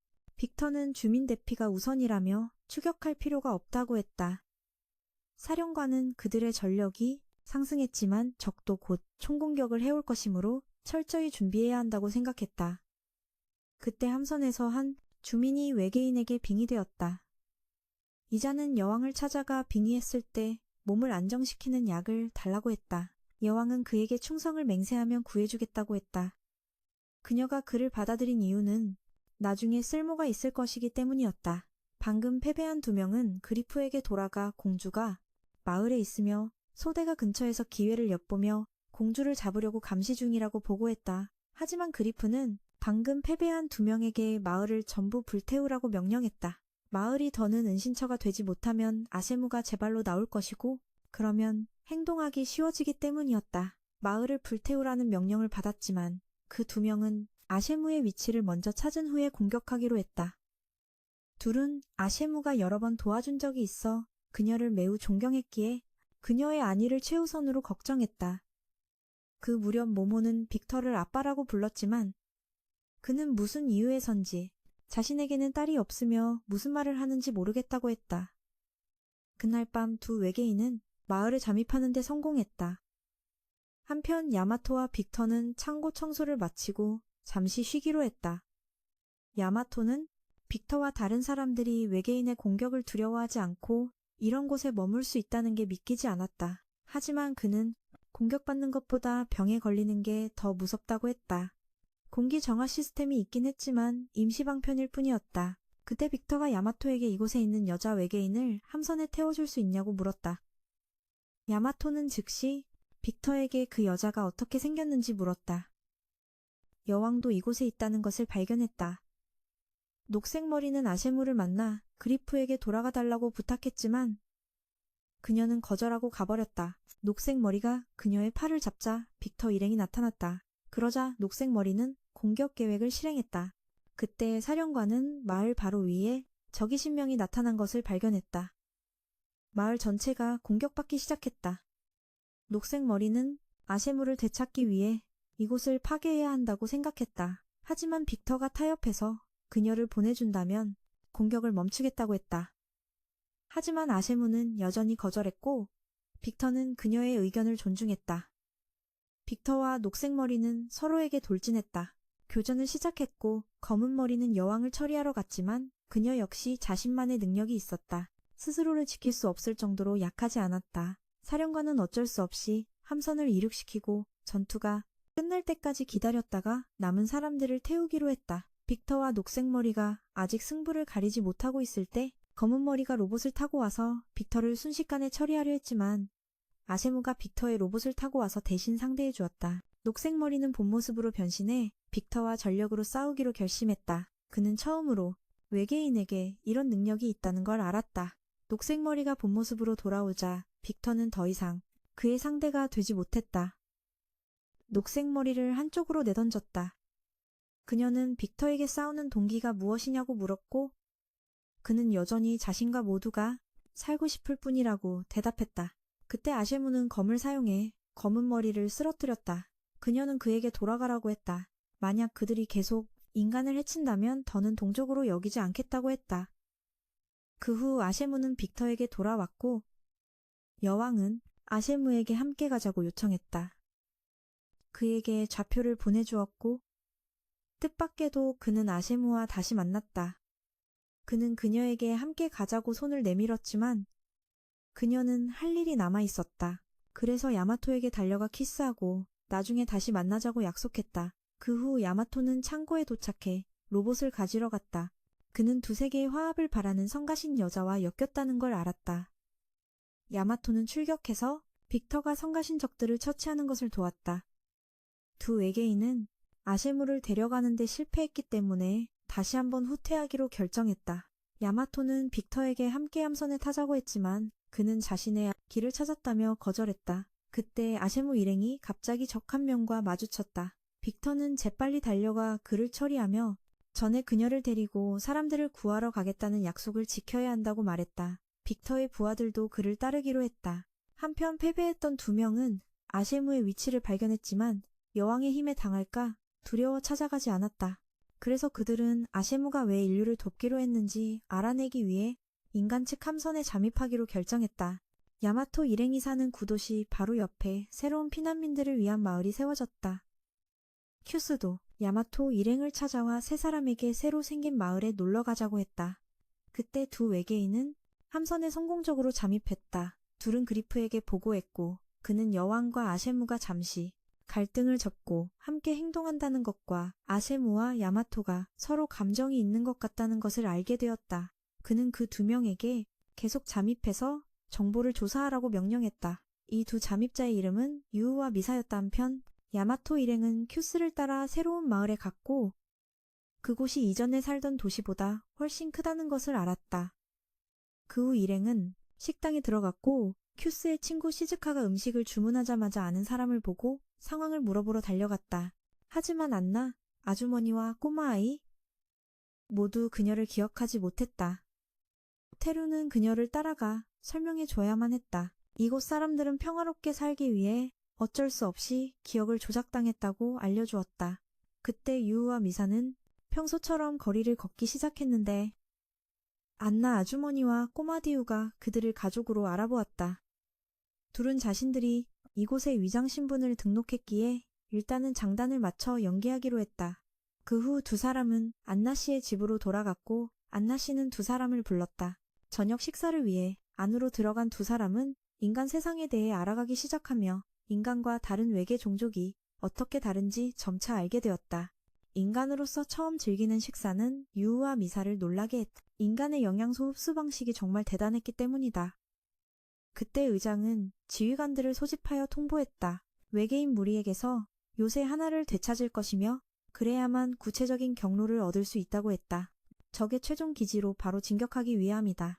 이번 작전에 실패하면 인류에게 미래는 없을 것이다. 한편 유우와 미사는 야마토가 인류 측의 강력한 전사라는 것을 알고 그를 관찰하기 시작했다. 그리고 의장은 분석가 한 명을 시켜 이번 작전 계획을 설명하게 했다. 그들이 노리는 요새는 자기장층으로 요새를 둘러싸고 있으며 지상 아래에서만 침투할 수 있다는 것이었다. 동시에 내부로 침투하는 방법은 일종의 자기장을 방출하는 것이다. 이전에 화염의 악마와 마주쳤을 때 그 녀석이 쏜 탄환이 있었는데 아군과 적군을 구별하지 못했다. 처음에는 외계인들이 병사들을 희생시킬 각오가 되어 있다고 생각했지만 사실은 그게 아니었다. 적이 표적이 된 것은 그들이 방출하는 자기장의 차이 때문이었고 만약 그 자기장을 분석할 수 있다면 교란 전파를 만들어 적이 더 이상 아군을 구별하지 못하게 할 수 있을 것이다. 그때 야마토는 깨달았다. 자신도 M에게 마음이 있을지 모른다는 것과 그녀를 위해 무엇을 할 수 있을지 생각했다. 그때 모모와 주는 기술자를 찾아갔다. 조종석으로 돌아가기 위해서였다. 그는 모모를 돕기 위해 고프라는 이름의 AI를 만들었다고 했다.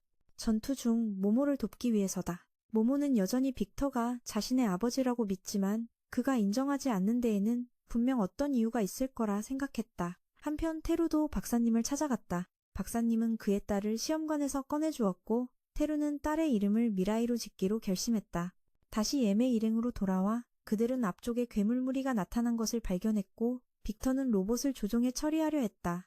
하지만 M은 빅터에게 남아서 치료를 받으라고 했다. 지금 여왕이 그를 치료하고 있었기 때문에 너무 멀리 가면 회복 과정이 멈추고 빅터가 고통스러워질 것이기 때문이다. 그는 이해하고 M에게 대신 로봇을 조종하게 하기로 했다. 한편 기지에서는 쿠스와 시즈카에게 로봇을 조종해 출격시켰다. 아군 신호를 받았기 때문이다. 그 후 두 사람은 먼지가 자욱한 지역으로 진입해야 했다. 세 개의 아군 신호가 나타났지만 모습을 드러낸 것은 적의 로봇이었다. 분석 결과 이것은 무인 로봇이었다. 적이 아군의 로봇 잔해를 가져가 개조하여 무인 갑옷으로 만든 것이었다. 하지만 인간을 속이기 위해 방출되는 신호는 여전히 아군 신호였다. 그 후 쿠스는 두 기에게 반격했지만 빈틈을 보여 세 번째 기에 총알에 맞을 뻔했다. 시즈카가 도와주지 않았다면 말이다. 한편 M은 빅터가 그녀에게 로봇 몸체에 있는 포를 사용해 괴물들을 물리치라고 가르쳐 주었다. 그녀는 포를 사용해 괴물들 바로 앞에 한 줄로 발사했다. 그러자 괴물들은 방향을 틀어 도망쳤다. 빅터의 부하들은 그녀가 빗맞췄다고 생각했지만 빅터는 M이 괴물들의 생명도 소중히 여긴다는 것을 알았다. 얼마 지나지 않아 M의 일행은 이전에 추락했던 외계 우주선이 있는 곳에 도착했다. 하지만 그곳의 병사들은 그녀나 여왕을 알아보지 못하고 그녀가 빅터 일행과 함께 약탈하고 공격하러 왔다고만 생각했다. 하지만 그녀는 그들을 도우러 온 것이니 진정하라고 했다. 다시 인류 측으로 돌아와 분석 후 이전에 나타난 무인 로봇들을 분석한 결과 그것이 지구의 로봇이라는 것을 확신했다. 그리고 그 로봇을 조종했던 파일럿들은 외계인들에게 포로로 잡힌 것 같았다. 하지만 한 사람이 나서서 지구의 병사들이 탈영했을 가능성도 있다는 의견을 냈다. 외계인 편으로 넘어갔을 수도 있다는 것이다. 다시 M의 편으로 돌아와 이 부대의 지휘관인 바토가 여왕을 찾아왔다. 그는 자신과 이곳의 병사들이 고향을 포기하기로 했다고 전했다. 전투에 모든 것을 바쳤지만 결국 패배한 후 자신들의 고향에게 이곳에 버려졌기 때문이다. 그는 이어서 여왕에게 지구의 음식을 맛보라고 권했다. M은 어머니가 이 세계에 대한 시각을 어느 정도 바꿀 것이라고 믿게 되었다. 다음날 아침 M은 기트라는 병사를 만났다. 그는 그녀가 공주이고 저쪽이 여왕이라는 것을 알아봤다. 그는 원래 왕가를 위한 호위병으로 훈련받았지만 불행히도 이 부대와 함께 이곳에 떨어졌던 것이다. M은 기트에게 자신의 신분을 비밀로 해달라고 부탁했다. 적절한 때를 기다리기 위해서였다. 기트가 M의 예전 호위병은 어디 있냐고 묻자 그녀는 자신을 지키다 희생되었다고 말했다. 그 후 바토가 M에게 무언가 보여주겠다며 불렀다. 기트는 그리프의 측근에게 보고했고 그 측근은 기트에게 좀 더 지켜보라고 했다. 아직 그리프에게는 보고하지 말라고 했다. 만약 M이 정말로 위협이 된다면 기트가 가능한 한 빨리 그녀를 제거해야 하기 때문이다. 한편 바토는 M을 자신과 병사들이 찾아낸 한 구역으로 데려갔다. 그는 이곳을 자신과 병사들이 함께 수리해 격투장을 만들었다고 했다. 이곳의 병사들은 태어날 때부터 싸우는 것밖에 몰랐기에 여기서 싸우는 것이 자신을 되찾는 방법이기 때문이다. 한편 유우와 미사는 알이라는 남자아이를 병원에 데려가야 했다. 건강검진을 위해서였다. 유우는 우연히 그곳에서 다치지도 않은 한 여자아이를 발견했다. 유우는 그 아이에게 아프면 쉬어야 한다고 조언했다. 하지만 여자아이는 어차피 곧 죽을 거라 쉬어도 소용없다고 말했다. 한편 야마토는 M에 대해 생각하고 있었다. 그때 쿄카가 찾아왔다. 그녀는 야마토가 다른 사람을 좋아한다는 것을 알고 있었기에 그가 마음을 바꿀 때까지 기다리겠다고만 말했다. 그때 새로운 도시에서 갑자기 지진이 발생했다. 병원 전체가 불길에 휩싸였고 소식을 들은 유우는 달려갔다. 병원에 있던 염세적인 여자아이를 구하기 위해서였다. 미사가 왜 목숨을 걸고 지구인을 구하냐고 묻자 유우는 자신이 기사이며 약자를 구해야 할 의무가 있기 때문이라고 말했다. 그때 지휘실에서도 파일럿들을 파견했다. 함선이 공격받았는지 확인하라는 명령이었다.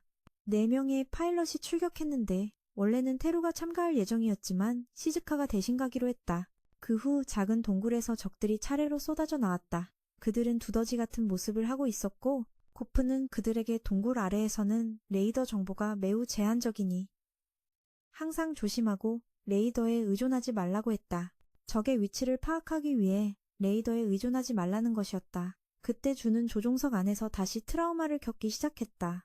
리가 전화해서 보여줄 것이 있다고 했다. 그녀는 후배들이 자신의 생일을 축하해주는 장면을 보게 되었다. 그들은 그녀에게 2년 전의 일을 떠올리게 했다. 그때 그녀는 무대에 오르기 전 매우 두려워했고 그들은 자신감을 갖고 무대에 오르라고 실패하면 곁에서 위로해주겠다고 격려했다. 그 말에 준은 다시 자신감을 되찾았다.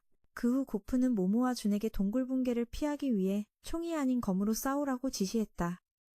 하지만 준은 여전히 총을 꺼냈었다. 빗나가지 않을 자신이 있었기 때문이다. 그녀는 오랫동안 사격 연습을 해왔다. 계속 모모에게만 의지하는 대신 전투에서 더 나아지기 위해서였다. 켄 또한 바위를 뚫어 적에게 던지는 자신만의 전투 방식이 있었다. 시즈카는 적을 물속으로 유인한 다음 한꺼번에 감전시켰고 야마토는 비행보드를 이용해 접근하여 적을 처리했다. 하지만 그때 동굴 전체가 갈라지기 시작하며 물이 쏟아져 들어왔다. 기술자가 계획을 내놓았지만 그것은 야마토가 아닌 준과 모모 두 소녀를 위한 것이었다. 그 후 그들은 에너지를 재충전받고 총을 만들어냈다. 그 총은 흘러나오는 물줄기와 물 위에 있던 적들까지 얼려버렸다. 한편 여왕은 깨닫고 있었다. M이 참으로 마음씨 곱고 강한 사람이라는 것을 말이다. 하지만 데미안은 여전히 M이 옛적과 싸우기에는 힘이 부족하다고 생각했다. 여왕의 세계 전체가 극도로 강력한 적에게 공격받았고 여왕은 자신의 종족이 멸망 직전이라는 것을 알았다. 그래서 그녀는 백성들을 행성 밖으로 데려가기 위해 거대한 함선을 만들게 했다. 하지만 그녀는 인구의 4%만 데려갈 수 있었다. 고향을 떠나야 했기에 여왕은 인구를 재건하기 위해 새로운 세계를 찾기로 결심했다. 동족을 구하기 위해서라면 그녀는 기꺼이 다른 종족을 학살할 준비가 되어 있었다. M의 일행이 이곳에 와서 공동체에 합류한 지도 3개월이 지났다. 여왕은 지금이 바로 이곳에서 국가를 세울 때라고 생각했다. M은 기트가 떠나려 한다는 것을 발견하고 그를 찾아갔다. 그녀는 그가 이 길을 함께 걸어주길 바랐지만 기트는 그녀의 호위병이 될 생각이 없었기에 거절했다. 한편 곱슬머리는 평의회에 파괴된 피난처에서 데이터 조각 3개를 수집했다고 알렸다. 만약 2조각을 더 회수할 수 있다면 외계인들의 성으로 가는 완전한 경로를 확보하게 될 것이다. 그럼에도 불구하고 저 요새를 점령하는 것은 여전히 필수적이었다. 그 후 곱슬머리와 의장은 파일럿들을 만나러 갔다. 요새 점령 계획을 설명하기 위해서였다. 첫 단계는 세 그룹으로 나뉘어 지상에 상륙하는 것이다. 그리고 요새에 접근하는 것이다. 하지만 야마토는 적이 전력을 다해 막을 것을 알고 있었고 그때 교란 신호를 사용할 예정이었다. 그 신호는 적을 아군과 적군을 구별하지 못하는 좀비처럼 만들 것이다. 한편 그리프는 기트를 불렀다. 그는 기트에게 반역자인 형이 있다는 것을 알고 있었다. 하지만 기트는 자신에게 형 같은 건 없다고 말했다. 그리프는 여전히 깃을 시험하고 싶어서 자신이 깃의 형을 죽인 사람이라고 밝히고 그가 알고 싶어 했다. 깃이 자신을 증오하는지 아닌지를. 깃은 아무런 반응이 없었고 그리프는 깃을 지구인과 싸울 부대에 배치했다. 그동안 유아미사는 박사를 뒤쫓아 인류 진영에 인간의 유전자와 외계인의 유전자를 가진 혼혈 아이가 있다는 것을 발견했다. 박사가 떠나자마자 그들은 확인하러 갔고 이것이 바로 자신들 종족의 진화를 도울 해답일 수 있다는 걸 깨달았다. 하지만 바로 그때 테루가 찾아왔고 미사와 유는 서둘러 숨다가 통신 장비를 떨어뜨렸다.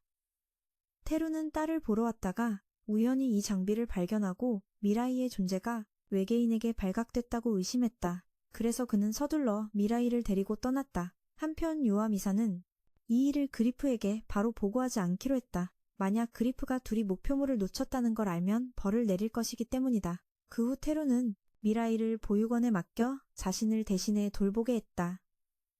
한편 파일럿 팀의 다른 사람들은 여전히 즐겁게 각자의 삶을 살고 있었다. 유와 미사는 이후 안나, 아줌마와 아를 찾아가 작별 인사를 했다.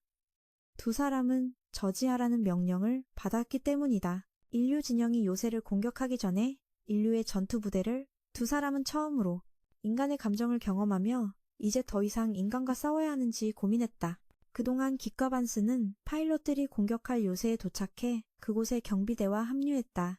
한편 테루는 야마토와 류스고를 보육원으로 데려가 자신이 딸이 있다는 사실을 둘에게 알리기로 결심했다. 미나미와의 사이에서 테루는 이 아이가 두세 개를 잇는 다리가 되기를 바랐다.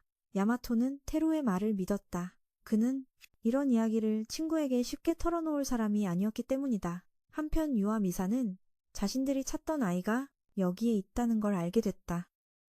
하지만 그들은 눈앞의 주 임무에 집중해야 했다. 그러나 그들은 시스템을 해킹하는 법을 배우지 못했기에 유는 상부가 자신들을 폭탄처럼 이용해 이 함선을 내부에서 파괴하려 한다고 의심했다. 그들의 몸에는 자폭 장치가 심어져 있었기 때문이다. 임무를 수행하기 전 유는 한 곳에 가고 싶었다. 유는 그 소녀를 찾아갔다. 병원에 있는. 유는 다시 돌아오지 못할 수도 있기에 소녀에게 작별 인사를 하러 온 것이었다. 소녀는 유가 전쟁터로 가는 걸 알고 달려와 유를 붙잡았다. 얼마 후 함선 전체가 공식적으로 적의 요새에 접근했고 파일럿들은 신속히 출격했다. 모든 로봇은 적의 식별 신호를 방해하는 장비를 갖추고 있었다.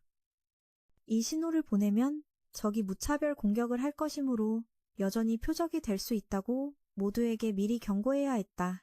모든 파일럿과 로봇이 출격했다. 그동안 에무는 커뮤니티의 모든 사람을 모아 발표했다. 그녀는 동족을 위한 새로운 길을 만들고 싶다고 했다. 그녀는 모든 동족이 이 커뮤니티처럼 행복한 삶을 살기를 원했다. 군사력 강화에만 집중하는 대신 그녀는 모든 사람의 열렬한 호응과 지지를 받았다. 그동안 파일럿들은 성공적으로 세 개의 소대로 나뉘어 진격을 시작했다. 적들은 재빨리 쏟아져 나와 길을 막았다. 하지만 그들은 계속 뒤에 숨어있을 수만은 없었기에 모든 파일럿이 일제히 돌격했다. 그 후 팀 전체는 성공적으로 요새 안으로 진입했다. 하지만 야마토의 팀이 가장 먼저 포위되었고 그들은 지금이 사용하기에 적절한 때라고 판단했다. 교란 전파를. 류스고는 이것이 작동하지 않을까 걱정했지만 그들이 전장에 발을 들인 순간부터 그들은 이미 목숨을 걸 각오가 되어 있었다. 그리고 운이 좋게도 적들은 교란 전파에 맞아 즉시 서로를 향해 쏘기 시작했다. 그동안 유와 미사는 요새로 돌아왔다. 두 사람은 여전히 인간과 싸워서는 안 된다고 생각했다. 둘 다 자신들의 동족이 폭력을 사용해 다른 종족을 지배하는 것을 좋아하지 않았기 때문이다. 그 후 유는 이 요새에 최고의 파일럿이 로봇에 탑승해 출격하는 것을 발견했다. 두 사람은 인류의 기술이 자신들보다 훨씬 뒤떨어지는데도 어떻게 지금까지 버틸 수 있었는지 의아해했다. 반스가 찾아와 그들에게 한때의 배신자가 있었다고 말했다. 반스는 또한 왜 두 사람이 명령대로 인류의 함선을 파괴하지 않았는지 물었고 그들은 자신들이 그의 장기말이 아니라고 대답했다. 그는 이번에 명령을 어긴 것을 눈감아주고 두 사람에게 빨리 출격하라고 요구했다. 그 후 깃은 이 요새의 지휘관을 만났고 지휘관은 깃에게 빨리 출격하라고 했다. 이 지휘관은 이 요새의 힘이 어느 정도인지 시험해보고 싶어서 인류 측의 공격을 그냥 내버려 두었다. 이때 외계인 측의 4명의 주요 인물도 출격했고 야마토는 적이 이 요새의 자기장 안에서도 날 수 있다는 것을 즉시 알아차렸다. 야마토는 자신도 날 수 있는지 시험해보고 싶었다. 그는 나는 녀석들이 어떻게 피하는지 보려고 먼저 몇 발 쏘고는 즉시 부스터를 사용해 날아올라 그들을 베었다. 그는 짧은 시간이나마 날아서 적을 쓰러뜨릴 수 있다는 걸 깨달았다. 야마토는 방금 격추한 2명이 바로 익숙한 적 유와 미사라는 것을 금방 알아차렸다. 유와 미사는 방금 야마토의 공격으로 손상된 로봇을 자동 수리할 시간이 필요하다고 생각하고 버티려고 했다. 그동안 쿠의 그룹은 추적탄을 쏘는 옛적 화염의 악마와 마주쳤다. 모두가 공격하는 총알을 피하기 위해 다시 가만히 서 있어야 했지만 이래서는 교전할 수가 없었다. 시즈코에게 갑자기 아이디어가 떠올랐다. 그녀는 작은 드론 하나를 발사했다. 총알들은 드론을 전혀 쫓지 않았다. 하지만 그녀는 이 드론을 이용해 적 하나를 이곳으로 유인했다. 그러자 총알들이 그 적을 쫓아갔다. 화염의 악마 아니깃은 파일럿 그룹의 아이디어가 꽤 좋다고 생각해서 그도 공격을 시작하며 전투에 뛰어들었다. 그동안 레지의 그룹은 요새 최고의 파일럿과 마주쳤다. 그들은 이 적에게 사탄이라는 코드네임을 붙였다. 그의 낯은 모든 것을 베어버릴 수 있는 플라스마 파동을 발사할 수 있었기에 무슨 수를 써서라도 피해야 했다. 라지가 방패로 막아보려 했지만 즉시 잘려나갔다. 사탄은 날아내려와 리의 파란 쪽을 잘라냈다. 하지만 그는 재빨리 능력을 사용해 마무리 일격을 피했다. 리는 다시 반격하여 사탄의 낯을 부러뜨렸다. 그는 즉시 검을 뽑았지만 뜻밖에도 후퇴했다.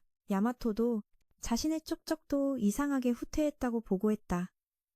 적이 무언가 꾸미고 있다는 걸 알았지만 팀 전체는 어쩔 수 없이 계속 전진해야 했다. 그리고 역시나 적에게는 계략이 있었다. 적 파일럿 4명이 모두 한 곳에 모였다. 그 후 기지는 야마토에게 연료를 보급해 새로운 기술인 귀검 소환을 발동하게 했다. 야마토는 검한 자루를 불러내 그곳에 에너지를 모으기 시작했다. 곧 귀검이 형성되었고 야마토는 재빨리 검을 휘둘러 요새 전체를 배려했다. 하지만 놀랍게도 요새 전체가 공격을 피하고 거대한 로봇으로 변신하기 시작했다. 요새 전체가 반격하기 시작했고 야마토는 검으로 팀 전체를 보호해야 했다. 팀이 어려운 상황에 처하자 지휘실에서 연락이와 팀 전체의 후퇴를 요청했다. 하지만 팀이 막 돌아서려 할 때 사탄과 깃이 달려와 그들의 퇴로를 막았다. 라지가 혈로를 뚫으려 할 때 뜻밖에도 구프가 모모에게 포기하지 말라고 했다. 아직 전세를 바꿀 방법이 있었기 때문이다. 그녀는 구프가 어딘가 자신의 아버지와 매우 닮았다는 걸 깨닫고 대장님에게 전화해 그와 모두에게 시간을 조금 벌어달라고 부탁했다. 모모는 팀 전체에 알렸고 팀 전체는 구프가 평범한 AI가 아닌 것 같다고 의심하며 모모를 믿기로 결정했다. 이때 의장은 왜 파일럿 팀이 계속 싸우는지 몰랐고 아니나 다를까 몇 분 후 일련의 포탄이 요새에 직접 발사되었다. 그 후 하늘에서 함선 한 척이 나타났다. 적은 이 함선이 요새의 자기장 안에서 날 수 있다는 걸 보고 인류의 함선이 아닐 것이라고 생각했다. 에무가 즉시 나서서 모두에게 자신이 두 종족의 통합을 대표하며 이 전쟁을 끝내기 위해 왔다고 알렸다.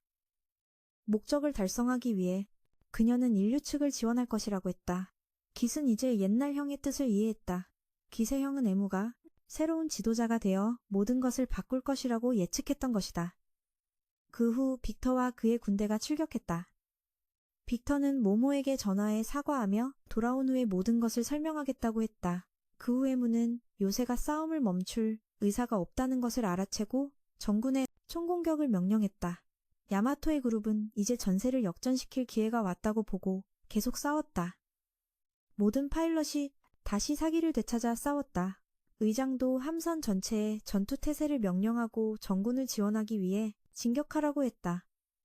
요새 전체가 계속 반격하자 의장은 한 방으로 저 거대한 요새 몸체 중앙에 대포를 파괴하고 싶어 했다. 하지만 움직이는 목표물에 충분히 강력한 일격을 가하기는 매우 어려웠기에 곱슬머리가 류스에게, 고와 야마토에게 요새의 다리를 파괴해 멈추게 할 준비를 하라고 요청했다. 인류의 함선은 에너지를 충전하기 시작했다. 류스고에게 거대한 드릴이 보내졌다. 그는 재빨리 드릴을 사용해 구멍을 뚫어 용암이 솟아오르게 했다. 야마토에게는 용암을 흡수해 채찍으로 만들어기를 베어 요새의 이동 능력을 없애는 장치가 보내졌다. 인류의 함선은 재빨리 기회를 포착하고 대포를 발사했다. 거대 요새 파괴 작전이 성공하여 의장은 모두에게 함선으로 귀환을 명했습니다. M의 함선과도 연결되자 그녀는 지휘실에 보고했고 반은 그 사이 돌아와 결과를 보고했습니다. 그리프는 무슨 수를 써서라도 그녀를 데려오겠다며 직접 M을 만나러 가기로 했고 반은 준비를 시작했습니다. 그리프를 위해 준비하던 그는 M의 옛 경호원을 마주쳤는데 그는 바로 기트의 형이었습니다. 경호원은 그리프의 길이 M이 원하는 것이 아니라고 했지만 그는 들으려 하지 않았고 반스는 기트에게 이제부터 그리프가 아닌 그의 명령을 따르겠다고 알렸습니다. 한편 M과 빅터는 한 팀과 함께 인류 측 함선으로 가서 의장을 만났습니다. 이전 메시지대로 그녀는 양측의 협력을 원했습니다. 그리고 두 행성을 연결하자고 제안했습니다. 그녀는 동족이 지구에 저지른 죄는 용서받을 수 없다고 인정했지만 더는 무의미한 살생을 원치 않기에 지구 복원에 힘쓰겠다고 했습니다. 의장은 일단 이를 받아들이고 그녀를 함선으로 환영했습니다. 그 후 M은 야마토를, 빅터는 딸 모모를 만나러 갔는데 그녀는 빅터를 나무랐습니다. 왜 더 일찍 돌아오지 않았냐면서요. 빅터는 모모가 바깥에 아버지가 있다는 걸 알길 원치 않았습니다. 모모가 자신을 찾으려 할 걸 알았기 때문이죠. 모모가 여기서 행복하게 살고 있었기에 그게 옳은 결정이었다고 생각했습니다. 한편 M과 야마토는 마주 앉아 이야기를 나눴습니다. M 또한 인간이 어머니가 말했던 것처럼 야만적이지 않다는 걸 깨달았습니다. 협력하기로 했지만 여전히 몇몇 사람들은 외계인 병사들이 함선에 타는 것을 받아들이지 못했습니다. 하지만 M은 이런 갈등을 막으려 노력할 것입니다.